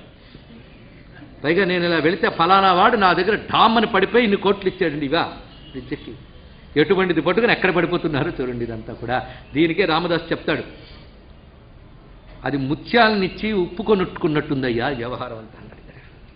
కోట్లు ఖరీదు చేసి ముత్యాలు దగ్గర పెట్టుకుని అది ఉప్పులు కొనుక్కున్నట్టు ఎవడో. అదేవిధంగా శ్రీ విద్యతో లౌకిక ప్రయోజనాలు ఆశించే వాళ్ళకి గట్టి దెబ్బండి. ఇప్పుడు నేను చెప్పిందంతా శ్రీ విద్యకు విరుద్ధం అండి అంటే శ్రీ విద్యలో ఉంది ఇది. అంతర్నిరంతనం నిరంతరమనింధన మేధమాని శాస్త్రంలో చెప్తున్నారు. అమ్మవారి యొక్క శ్రీ విద్యాపరమైన స్తోత్రంలోని వాక్యం అంతర్నిరంతరమనింధన మేధమాని. ఇంధనాలు అవసరం లేని అగ్ని లోపల రగుల్చు అన్నాడు ఇక్కడ. అలా రగిల్చితే అప్పుడు వస్తుంది. ఆ రగిల్చడమే మతన. మతన ఎలా చేయాలి? చాలా సింపుల్ అండి. మంత్రము తంత్రము పక్కన పెట్టి విచారణ రూపంలో సాధన ఎలా ఉంటుందో చూడండి. ప్రాణత స్వచితమేవ విచార్యం. అద్భుతమైన మాట చూడండి. ఇవాళంతా అమ్మ జ్ఞాన విషయాన్ని గుప్పిస్తోంది, ఆవిడ జ్ఞానస్వరూపిణి కనుక. ప్రాణత స్వచితమేవ విచార్యం కుర్వత కరణమేవ నిభార్యం గచ్చత గమనమేవ విశోధ్యం తత్తను మథనం ఆగమ బోధ్యం. శాస్త్రాలు చెప్పిన మథనం అంటే ఏంటో తెలుసుకోండి. ఒక ఆయన పాపం ఎక్కడో ఆశ్రమం కట్టుకుని ప్రశాంతంగా ఉన్నాడు. రోజు ఆయన పని ఏంటంటే పొద్దున్న లేస్తూనే తాను శుభ్రమై ఏదో కాస్త ధ్యానం చేసుకుని చెట్లకు నీళ్లు పడుతూ ఉత్సాహంగా ఉంటాడు. ఆయన దగ్గరికి వెళ్ళి అడిగట్ట, మీరేం చేస్తుంటారని. నీళ్లు పడుతుంటానన్నాడు. ఏమిటి? నీళ్ళే పడుతుంటాను, ఇప్పుడు అదే చేస్తున్నానుగా. తర్వాత ఏం చేస్తారు? భోజనం చేస్తాను, తర్వాత కాసేపు కూర్చుంటాను, తర్వాత పడుకుంటాను, ఇంతే అన్నాడు. మరి మిమ్మల్ని పెద్ద యోగులు ఉన్నారు అంటే నువ్వు అవి చెయ్యట్లేదు కనుక నువ్వు యోగి కాదు. మరి అందరూ అదే చేస్తున్న తేడా ఉందిట. అది చేస్తున్నప్పుడు దాని ఎందే దృష్టి లేదు మీకు, అది చేస్తూ ఇంకేదో ఆలోచిస్తారు, అది వచ్చింది బాధ. ఇది కొంత సాధన పనికొస్తుంది. కానీ ఇక్కడ చెప్తున్నాడు ప్రాణత స్వచితమేవ విచార్యం. చాలా సులభం అండి. ఊపిరి తీస్తున్నావా? విచారం చేయి. ఈ ఊపిరి దేనివల్ల తీయగలుగుతున్నాను, ఎక్కడి నుంచి ఇది వచ్చింది, ఎలా నాలో సంచరిస్తోంది అని విచార్యం, విచారించు. ఇది సాధన. వెనక్కి వెళ్ళడం అంటే ఇది అహాన్ని అన్వేషించే పద్ధతి. కొంతసేపు చేయొచ్చు. అందుకే మంత్రాన్ని శ్వాసతో చేయమనడంలో ఇదే అర్థం. ఈ ఊపిరి ఎక్కడి నుంచి వచ్చింది? ప్రాణత స్వచితమేవ విచార్యం. ఎలా తీయగలుగుతున్నాను ప్రాణం? ఎంతమంది ఆలోచించారు? ఊపిరి అందరూ తీస్తున్నారు కానీ ఊపిరి ఎలా తీయగలుగుతున్నాను అని ఆలోచించారా? ఆలోచిస్తే ధ్రువుడిలాగా తస్మై నమః పురుషాయ అని అంటాం. అలా అది అనగలగాలి. కనుకనే మన లోపల ఉన్న అమ్మని తెలుసుకునే పద్ధతి ఏమిటంటే ప్రాణత స్వచితమేవ విచార్యం. ఊపిరి ఎలా తీయగలుగుతున్నాను, ఊపిరిని పరిశీలించండి. కొంతమంది శ్వాస మీద ధ్యాస అంటూ ఉంటారు, సంతోషమే, కానీ అక్కడితో ఆగిపోకూడదు. దానికి మిగిలినవన్నీ సహకారులు. ఇది పట్టుకుని మళ్ళీ నాస్తికంలోకి లాగేసేటువంటి ముఠాలు కొన్ని తయారయ్యాయి. బీవేర్, జాగ్రత్తగా ఉండండి. ఇక్కడ ఏది చెప్తే ఏది ప్రమాదం అని భయం మాకు ఎప్పుడూ ఉంటుంది. ఇవి చెప్పి పూజలక్కర్లే, పునస్కారాలక్కర్లే, మంత్రాలక్కర్లే అని నాస్తికం చేసేవాళ్ళు ఉన్నారు. వాళ్ళకి భయపడి నేను మధ్యలో ఆగి చెప్తున్నాను. అంటే మీరు చెప్పే ఆ పొడి పొడి మాటలు కూడా మా సంస్కృతిలో బాగా ఉన్నాయి, ఇంకా పైన మరికొన్ని చెప్పారు, అవి కూడా కలుపుకోండి అని చెప్పడం ఇక్కడ. అందుకు భారతీయులకి కొత్త మార్గం ఎవరు చెప్పక్కర్లేదు, అన్నీ ఇందులో ఉన్నాయి. ఇక్కడ ఆలోచించండి ఎలా ఉన్నాయి. మీకు ఓపిక ఉంటే చూపించడానికి మేము సిద్ధం. మాకు తీరుకుండాలి, మీకు ఓపిక ఉండాలి. కానీ మనకు ఓపికలు ఉండవు, అది వచ్చింది బాధ. విసుగులు ఎక్కువ, చిరాకులు ఎక్కువ చెప్తూ ఉంటాయి. కానీ ప్రశ్నించడానికి మాత్రం పొగరులు ఎక్కువ, అది వచ్చింది బాధ. మన మతంలో ఏముందంటే వాడి మతంలో ఏముందంటే మాటలు మాత్రం అంటారు, చెప్తే విని ఓపిక ఎంతమందికి ఉంది. ఇంత లోతు లేని అవేవో మతాలనుకుని తిరిగిపోయి ఇంత లోతు కలిగిన ధర్మాన్ని మనం విడిచిపెడుతున్నాం. ఇది వచ్చిన బాధాకరమైన అంశం.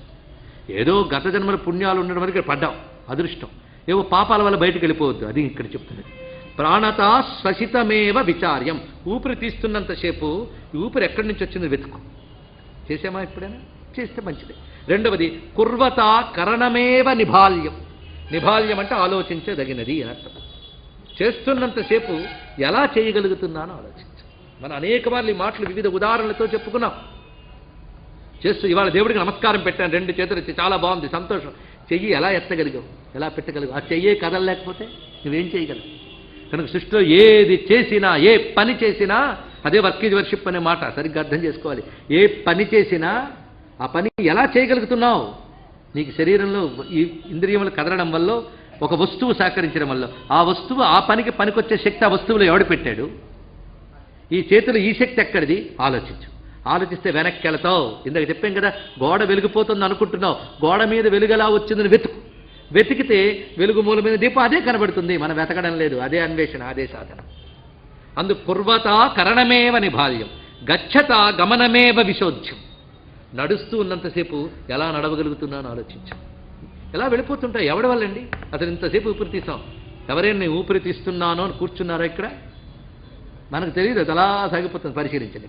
మనకు తెలియకుండానే మనలో జరిగే పనిని మనం గమనించితే ఇంకా నేను అనేది ఏది లేదని అప్పుడే తెలుస్తుంది. నేను తీస్తా అనుకున్నానా? గమనం, ఒక అడుగేసావు, వెనకాల మరో అడుగు దాని వెంటనే పడుతుంది. ఏంటి ఆ రిధం? ఎవడు పెట్టాడది? ఎలా సాగుతోంది? కనుక నువ్వు చేస్తున్న దేనివల్ల చేయగలుగుతున్నావో తెలుసుకోవడం మొదలు పెడితే మూలాన్ని వెతుకుతావు, అహమేంటో తెలుసుకుంటావు. అప్పుడు అహమిచ్చే విభావయి అర్థమవుతున్నది. ఇది విషయం చూపించారు. కనుక ఈ విధంగా సాధన ఏమైనా కష్టం ఉందా అండి? మీకు అగ్నిహోత్రం తెచ్చుకోండి, సమిధలు తెచ్చుకోండి అంటే కష్టం, కానీ మీ ఊపిరి ఎలా తీస్తున్నారో చూడండి అంటే పైసా ఖర్చు లేదు. కానీ లాభం నీలో పని కదా, అప్పుడు నిద్ర వస్తుంది. ఏం చేస్తాం ఇక్కడ? అది విషయం అన్నమాట. అందుకు జాగ్రత్తగా అందుకోవాల్సిన విషయం. ఈ విధంగా సాధనకి సంబంధించిన అంశములు చెప్పి, తల్లి ఈ నువ్వు యోగులకు మూర్ధని ద్రవసి, మూర్ధములో ద్రవిస్తావు, అడుగులో మూలాధారమనందు జ్వలిస్తావు. అంతేకాదు యోగుల స్థితి ఎలా ఉంటుంది చూడండి. మూర్ధని ద్రవసి యోగయుతానాం చక్షుషు జ్వలసి శంకరభామే తిష్టసి స్థిరపదా కులకుండే బాహ్యత స్ఖలసి నైవ కదాపి. ఇది తెలుసుకోవచ్చు. యోగుల యొక్క ఆ చైతన్య వృత్తి ఎలా ఉంటుంది, చైతన్యం యొక్క ప్రసారం ఎలా ఉంటుందో చెప్తున్నారు ఇక్కడ. అయితే ఇక్కడ కూడా శంకరభామే అంటున్నారు. ఎంత విషయం చెప్తున్నా ఆ గౌరీదేవి శంకరుని భామిని కైలాసంలో ఉందని స్పృహ విడిచిపెట్టదు. ఇవి చెప్పాం కనుక అది విధులు పెట్టమని కాదు, దానిని దీన్ని ఒకటిగా తెలుసుకుని సాధన చేయగలగాలి. అది సంపూర్ణమవుతుంది. ఇది సమన్వయం. జాగ్రత్తగా తెలుసుకోండి. అందుకని ఏం చెప్తున్నా అంటే మూర్ధనిద్రవసి యోగయుతానాం. యోగుల స్థితి ఎలా ఉంటుందో చూడండి. వాళ్ళకి మూర్ధమునందు ద్రవిస్తుంది ఆ దివ్యరసం, అది కళ్ళల్లో జ్వలిస్తుంది.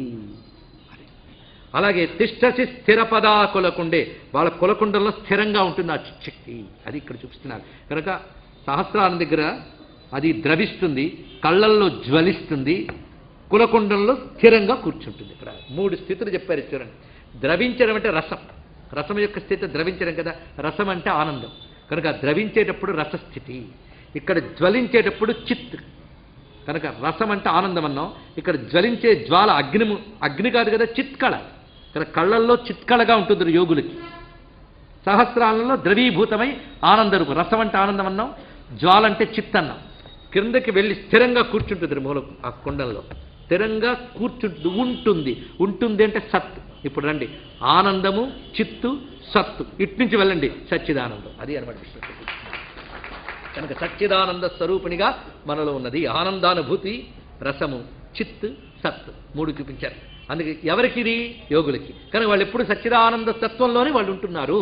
సా యది ద్రవతి మోదకళ స్యాత్, ద్రవించేటప్పుడు మోదకళ అన్నారు అంటే ఆనందకళ. సా యది జ్వలతి చిత్కళికా స్యాత్, మనం ఇప్పుడు చెప్పుకున్నాం కళ్ళ గురించి చెప్పేటప్పుడు. రమణుల వారి నేత్రములు అలాంటి నేత్రములే ఎవ్వరికి ఉండవు. ఎంత బ్రైట్గా ఉన్న కళ్ళైనా అలా ఉండవండి. ఆ బ్రైట్నెస్ వేరు. ఎంత సౌందర్యమైన విశాల నేత్రాల్లో కూడా అది కనబడవు. ఆ సౌందర్యమే వేరు. అలాంటిది ఒక జీవన్ముక్తులకు మాత్రమే ఉంటుందని చెప్పుకున్న వాళ్ళ కళ్ళు అలా ఉంటాయి.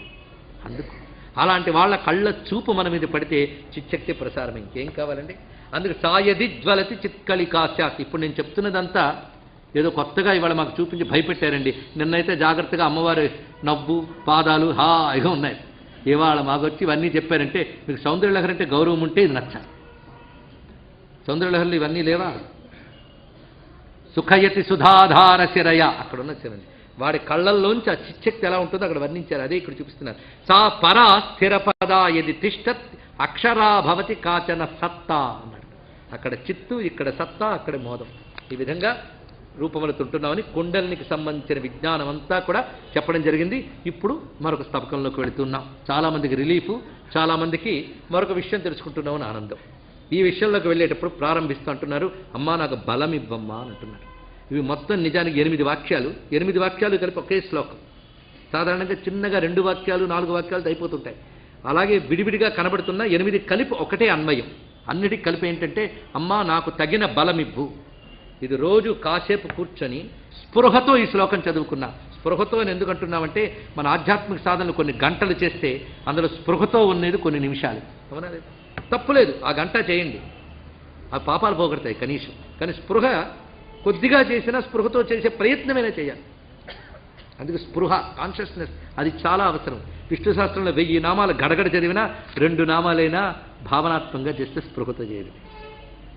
అలా ఇక్కడ ఇవి స్పృహతో అనుకుంటే చాలు ఈ శ్లోకములు.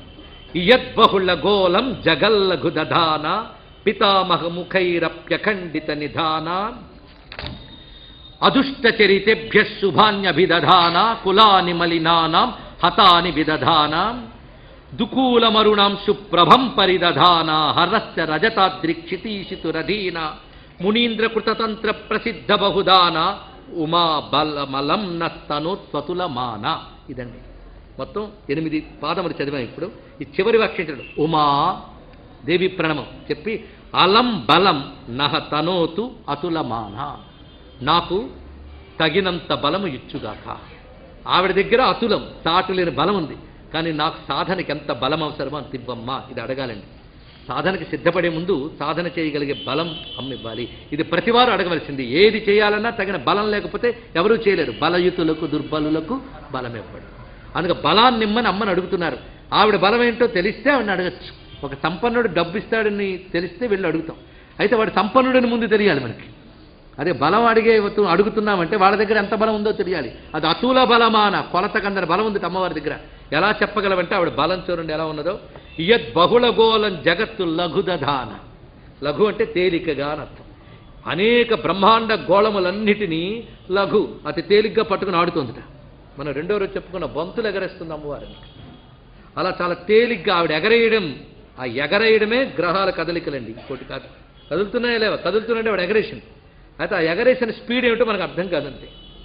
ఆ స్పీడు భూమిని ఆవిడ ఎగరేస్తే అది సూర్యుడు చుట్టూ తిరగడానికి 24 గంటలు పడుతుంది. అలా ఎన్నిటినీ ఎలా ఎగరేస్తుందో ఆవిడకి తెలుసు. ఆ టైమింగ్ కూడా ఆవిడకి తెలుసు. ఎగరవేయడమే మూమెంట్.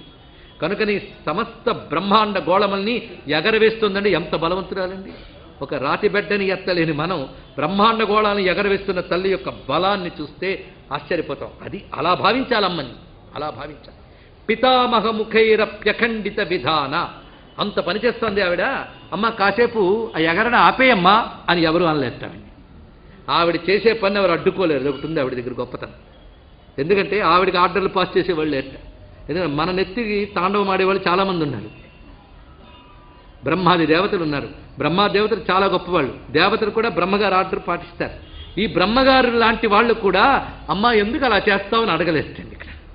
అందుకే పితామహాది దేవతల చేత కూడా అడ్డగించలేని పరాక్రమం నీది. వాళ్ళు కూడా ఎదుర్కొనలేరు. అదుష్టచరితేభ్య శుభాన్యభిదదాన. అదుష్టచరితేభ్య ఇది అర్థం చేసుకోండి. అమ్మవారు శుభాలు ఇస్తారట. ఎవరికి? అందరికి ఇవ్వాలని రూలా? అదుష్టచరితేభ్య, ఎవరికి దుష్ట చరిత్ర ఉండదో వారికి శుభాన్యభిదదాన, శుభాలు ఇస్తారు. కనుక శుభాలు కావాలి అంటే చరిత్ర దుష్టము కాకుండా ఉండాలి. ఇది తెలుసుకోవాల్సింది. అద్దం మీద సూర్యకాంతి ప్రతిఫలిస్తుంది కానీ బండరాయి మీద ప్రతిఫలించదు. అందుకు అద్దంలా తయారవు, సూర్యుడు నీలో వెలుగుతాడు.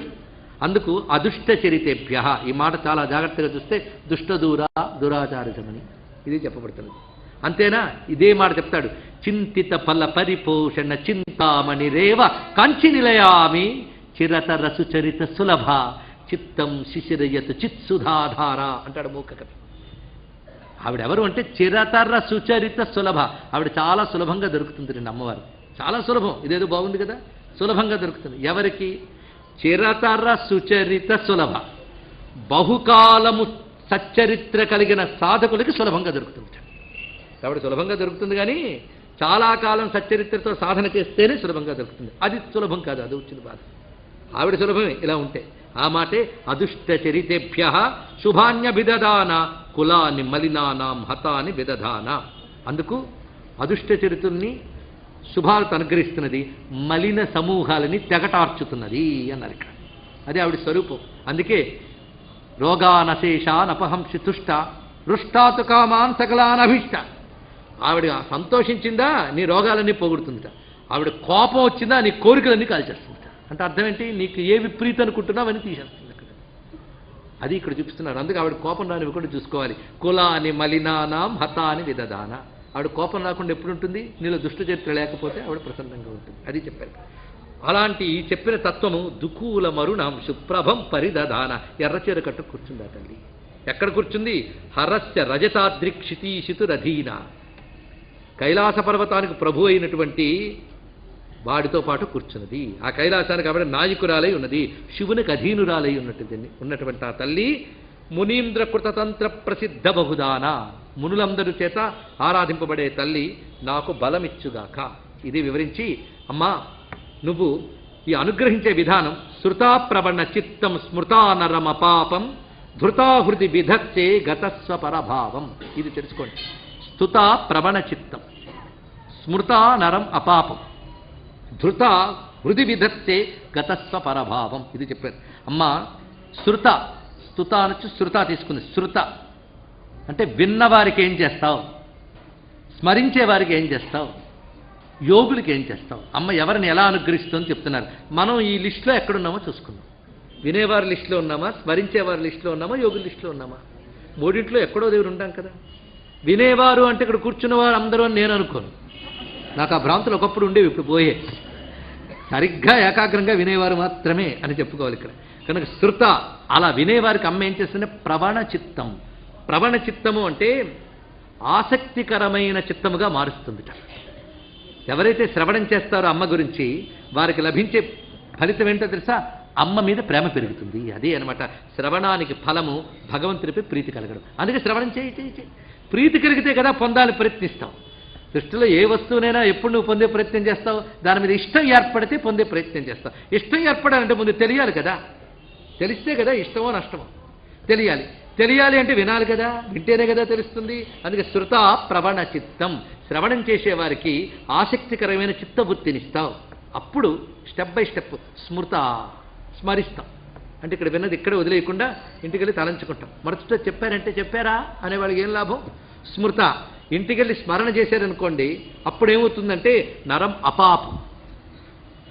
వినడం వల్ల ఆసక్తి పెంచుతుంది, స్మరించడం వల్ల పాపం పోతుంది. ఇది చాలా గొప్ప విషయం. ఎందుకంటే వినడం చెవి పని అయితే, స్మరించడం మనస్సు పని. పాపాలు గూడు కట్టుకున్నటువంటివన్నీ నశించిపోతాయి. దేనివల్ల? స్మరణ వల్ల. స్మరణ వల్ల పాపనాశనం, శ్రవణం వల్ల ప్రీతిదాయకం. ధృతా హృది విధత్తే, ఎవరు హృదయంలో ధరిస్తారో, ఇది మహాకష్టం.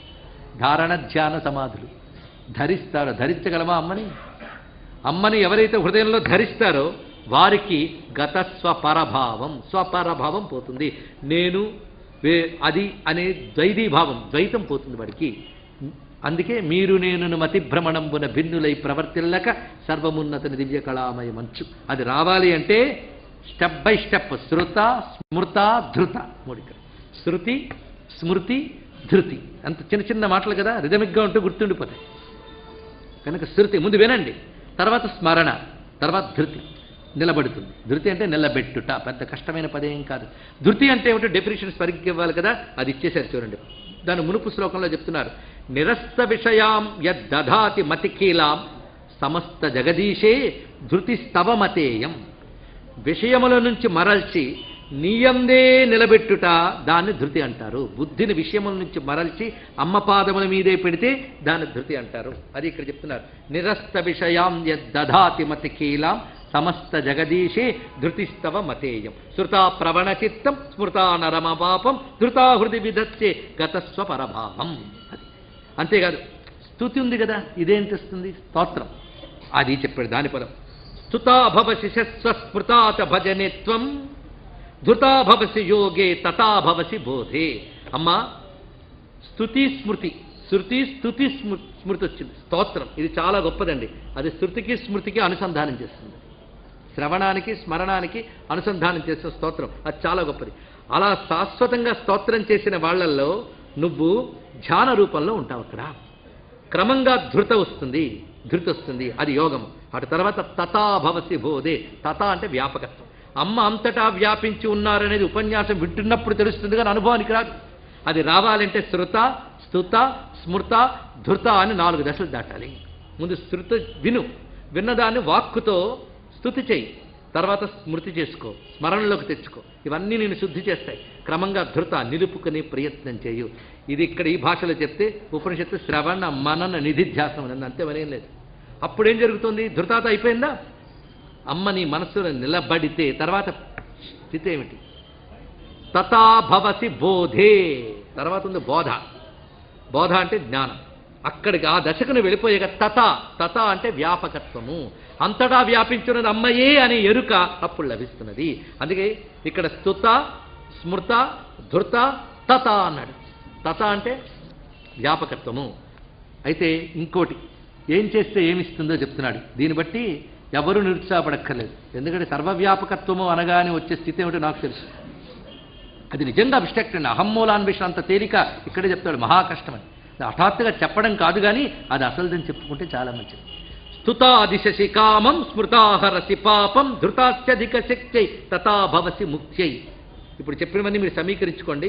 ఇవన్నీ సాధన పరకొచ్చే అంశములు అవునా కాదా? నేను ముందు ఉపోద్ఘాతంలో ఏం చెప్పాను అదే చెప్పాను వాడు. శృత వింటే ప్రీతి కలుగుతుంది, స్తోత్రం చేస్తే ఏమొస్తుందో చెప్పలేదు కదా, ఇప్పుడు చెప్తున్నాడు. వింటే ప్రీతి కలుగుతుంది. స్తుతా దిశసి కామం, స్తోత్రం చేసిన వారికి అభీష్ట సిద్ధి ఇస్తుంది. అది ఇక్కడ అభీష్ట సిద్ధినిస్తుంది. స్మృతాహరసి పాపం, అది అలాగే పెట్టారు. వింటే ఆసక్తి, స్తోత్రం చేస్తే అభీష్ట సిద్ధి, స్మరణ చేస్తే పాపనాశనం, ధృతాసి యోగం చేస్తే, యోగం అంటే ఏమిటో లేదు, అమ్మవారిని మనసులో నిలబెట్టుకోండి. ఆవిడే రూపాన్నైనా పర్వాలేదు, అమ్మ రూపాన్ని హృదయంలో నిలబడితే ఒక్కసారి క్షణం సేపు నిలబడ్డా వచ్చేది ఏంటో తెలుసా? నీలో ఒక అద్భుతమైన శక్తి జాగృతి జరుగుతుంది. ఇది అందుకే ధృతాసి అధిక శక్తి. అమ్మ రూపాన్ని క్షణం సేపు ధ్యానించినా, అందుకు ఒక్కొక్క రూపం ధ్యానిస్తే ఎలాంటి శక్తి వస్తుందో రేపు మనం చెప్పుకోబోతున్నాం. ఒక్కొక్క రూపం వస్తుంది, అప్పుడు ఈ బాధ ఏం లేదు. ఒక్కొక్క రూపం ఎలా ఉందో చెప్తారు.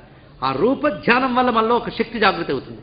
అందుకు శృతా వల్ల ఆసక్తి, స్తుతా వల్ల అభీష్ట సిద్ధి, స్మృతా వల్ల పాపనాశనం, ధృతా వల్ల అధిక శక్తి జాగృతుంది. అప్పుడు బోధ లభిస్తే దానివల్ల తథా భవసి ముఖ్యై, సర్వవ్యాపకమైన తత్వాన్ని తెలుసుకుంటే మోక్షం లభిస్తున్నది. కనుక మోక్షం అనేది వ్యాపకత్వం దగ్గరికి వస్తున్నది, వ్యాపక స్థితి. కనుక మనం ఏ స్థితిలో ఉన్నామో చూసుకోండి. శృతాస్థితిలో ఉన్నాం అనుకుంటాం, అది కూడా సరిగ్గా లేదు. ఉంటే పరీక్షణ్ మహారాజులో సిద్ధి పొందిపోతాం. అదే లేదు, పోనీ వెళ్ళాలి. అది చెప్పడం నిరుత్సాహపరచడం కాదు. సాధన ఎలా సాగాలి? శృత, స్తుత, స్మృత, ధృత, తథ 4 స్టేజెస్. ఆఖరిది తథ. అది కనుక అది అర్థం కావాలని ఏం అనుకోవద్దు, అది చివరిది. కానీ ఇక్కడి నుంచి అక్కడికి వెళ్తాం. నేను ఇక్కడి నుంచి చూడగానే పర్వత శిఖరం యొక్క కొండ కొన అర్థం కాదు అక్కడికి వెళ్తే కానీ. కానీ అక్కడికి వెళ్ళాలంటే ఇక్కడి నుంచి అడుగులు వేయాలి, అక్కడికి వెళ్ళాలనే లక్ష్యం ఉండాలి. అది అందుకే దృష్టి పెట్టుకుని వెళ్ళడం కోసం ఇదంతా చెప్పడం జరిగింది. తల్లి, ఆ విధంగా నువ్వు వివిధ స్థితుల్లో ఉంటూ ఉన్నావు. అటువంటి తల్లి నీకు నమస్కారం. కానీ నువ్వు ఎక్కడో ఉన్నావని కాదు, మొత్తానికి ఇక్కడ ఉన్నావని తెలిసింది. కొందరు అంటారు నువ్వు అమృత సముద్రం లోపల ఉన్నావని, లేక చిదంబరంలో ఉన్నావని, సూర్యమండలంలో ఉన్నావని అంటారు. ఆ 3 నాకు లోపలే ఉన్నాయి కదమ్మా అన్నాడు. ఇక్కడ చూడండి ఎంత మాట. సుధాబ్ధిరిహ మాత తరంగ శతమాలి. ఎందుకంటే ప్రతివారికి హోమ్లీగా ఉంటే కానీ రారండి. మనం ఏదైనా ఊరికి వెళ్ళేటప్పుడు అక్కడ ఇంటి సదుపాయం ఎలా ఉంటుంది? మా ఇంట్లో ఉన్నట్టు ఉంటుందా? క్లైమేట్ ఇలాగే ఉంటుందా? భోజనం ఆంధ్ర భోజనం దొరుకుతుందా? ఎందుకంటే ఇక్కడ ఎలా హోమ్లీగా ఉంటే అక్కడ అలాగే ఉంటే మనం వెళ్ళడానికి సిద్ధపడతాం. లేకపోతే ఎన్ని అభాసల పాలవుతాం, అవస్థల పాలవుతాం. అందుకు అమ్మకు కూడా మన ఇంటికి రమ్మని పిలుస్తున్నాం. నా రౌకి రామ్మ అంటే, నాకు హోమ్లీగా ఉంటుందా అని అడుగుతుంది ఆవిడ. వాడు హోమ్లీగా ఉంటే ఆవిడ వస్తుంది, లేకపోతే ఆవిడ రాదు. ఆవిడకి ఇన్ఫర్మేషన్ అంతా ముందే కావాలి. మనమైతే వెంటనే నెట్లోకి వెళ్ళి చూసుకుంటే ఎక్కడేం దొరుకుతాయి హోటల్స్. ఆవిడ చూస్తుంది. చూస్తున్నామంటే అమ్మ రెడీగా ఉంది నా దగ్గర అన్నాడు. ఏమిటి అమ్మవారికి ఉండాలంటే అమృత సముద్రం ఉండాలండి, చింతామణి గృహం ఉండాలండి. అదేవిధంగా చిదంబరం ఉండాలి, అన్నీ ఉండాలి. చింతామణి గృహం చిదంబరం ఒకటే. అవన్నీ ఉన్నాయంటే నాలో ఉన్నాయి కదమ్మా అన్నాడు. ఎక్కడున్నాయరా చెప్తున్నా. సుధాబ్ధిరిగమాత తరంగ శతమాలి, నాలో 1000 రేకుల కమలం అంటే 1000 తరంగాలు అమృత సముద్రమమ్మా నా సహస్రారం, రా తల్లి ఇక్కడికి రా అన్నాడు. ఎంత అద్భుతంగా చెప్పాడు. కానీ నాలోనూ ఉంది. అంతేకాదు మాటి మాటికి నాలో ఆనంద రూపంగా నిన్ను తలంచుకుంటూ ఉప్పొంగిపోతున్నా, మాటి మాటికి ఆనందం తరంగాలుగా వస్తుంది. చిన్న హృదయం అనుకుంటాం కానీ ఇంత ఆనందం ఉందా అమ్మా నాలో ఎప్పుడు నిన్ను తలంచుకుంటూ ఉంటే. నిన్ను తలంచుకుంటే పొంగులు వారి ఆనంద తరంగాల అమృత సముద్రం నాలో ఉన్నది. నా 1000 రేకుల కమలం 1000 తరంగాల సముద్రం. రామ్మ ఇక చింతామణి గృహే ఏమిటనుకున్నాడు? చింతామణి గృహం అంటే నీ హృదయంలో అనేక చింతనలు ప్రకాశిస్తున్నాయి. ఎవరు ఉండడం వల్ల చింతనలు వస్తున్నాయి ఆలోచించు. చింతనలతో కూడుకున్న దహరమే చింతామణి గృహం. అది ఇంకోటి కాదు. ఇంకెక్కడుంది చింతామణి గృహం చెప్పండి. అది నా హృదయమే చింతామణి గృహమ్మా. అదే చిత్సభ, అదే చిదంబరం, అదే దహర ఆకాశ రూపిణి ఒకదానికటి. అంటే అది ప్రాణశక్తితో ప్రకాశిస్తున్నది కనుక నువ్వు సూర్యమండలంలో ఉంటావని శాస్త్రంలో చెప్పారు. ఆ సూర్యమండలం కూడా నా హృదయమే. ఎందుకంటే సూర్యస్థానం అది. 12 దళములతో ఉన్న అనాహతం సూర్యస్థానం. అదే సూర్యస్థానం, అదే చిదంబరం, అదే ఆ సహస్రారమే అమృత సముద్రం. కనుక నీకు కావలసినవన్నీ ఇక్కడ ఉన్నాయి కనుక హోమ్లీగా ఉంటుంది. ఇక్కడికి రా తల్లి అంటే ఎలా రాను అంటే, అమ్మా ఈ భూమి యందు నీ ఆలయాలు కోట్లున్నాయమ్మా. ఈ ఒక్క శరీరాన్ని నీ ఆలయం చేసుకుంటే ఏమైంది తల్లి? నా శరీరాన్ని ఆలయం చేసుకో అని అడుగుతున్నాడు. ఇదే అడగాలండి. నా శరీరాన్ని నీ ఆలయం చేసుకో అంటే నీ నివాసంగా చేసుకో. అమ్మ మనలో ఉంటే మనకి ఇంకేం కావాలి? అందుకే అమ్మ మనలో ఉండాలి.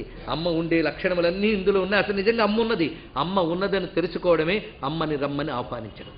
అందుకే కురుత్వమిదమేకం నిజాలయస్యతేషు, నీకు 100 ఆలయాల్లో ఇదో ఆలయంగా చేసుకో తల్లి. సవిత్రి విహరాస్మిన్ యథేష్టమయి దేహి, నా శరీరంలో నీ ఇష్టం వచ్చినట్టు విహరించమ్మా అని నమస్కారం చేసుకున్నారు. ఇదంతా ఇవాళ లోని పని. లోపలున్న అమ్మ ఏ విధంగా పనిచేస్తున్నదో చెప్పుకున్నాం. ఆ సచ్చిత్ సుఖ స్వరూపుడైన అమ్మవారి యొక్క స్వరూపం చెప్పుకున్నాం. ఇంకా మనకి రేపు శృతాస్మృత బాధ లేదు. ఎన్నెన్ని రూపాలతో అమ్మ ఉంటుంది, ఇంకెన్నెన్ని రకాలుగా కైలాసంలో తిరుగుతుందో రేపు మనం తెలుసుకోబోతున్నాం. ఇంకా తెలుసుకోవడానికి 2 రోజులు ఇచ్చిన అమ్మవారికి నమస్కారం చేస్తూ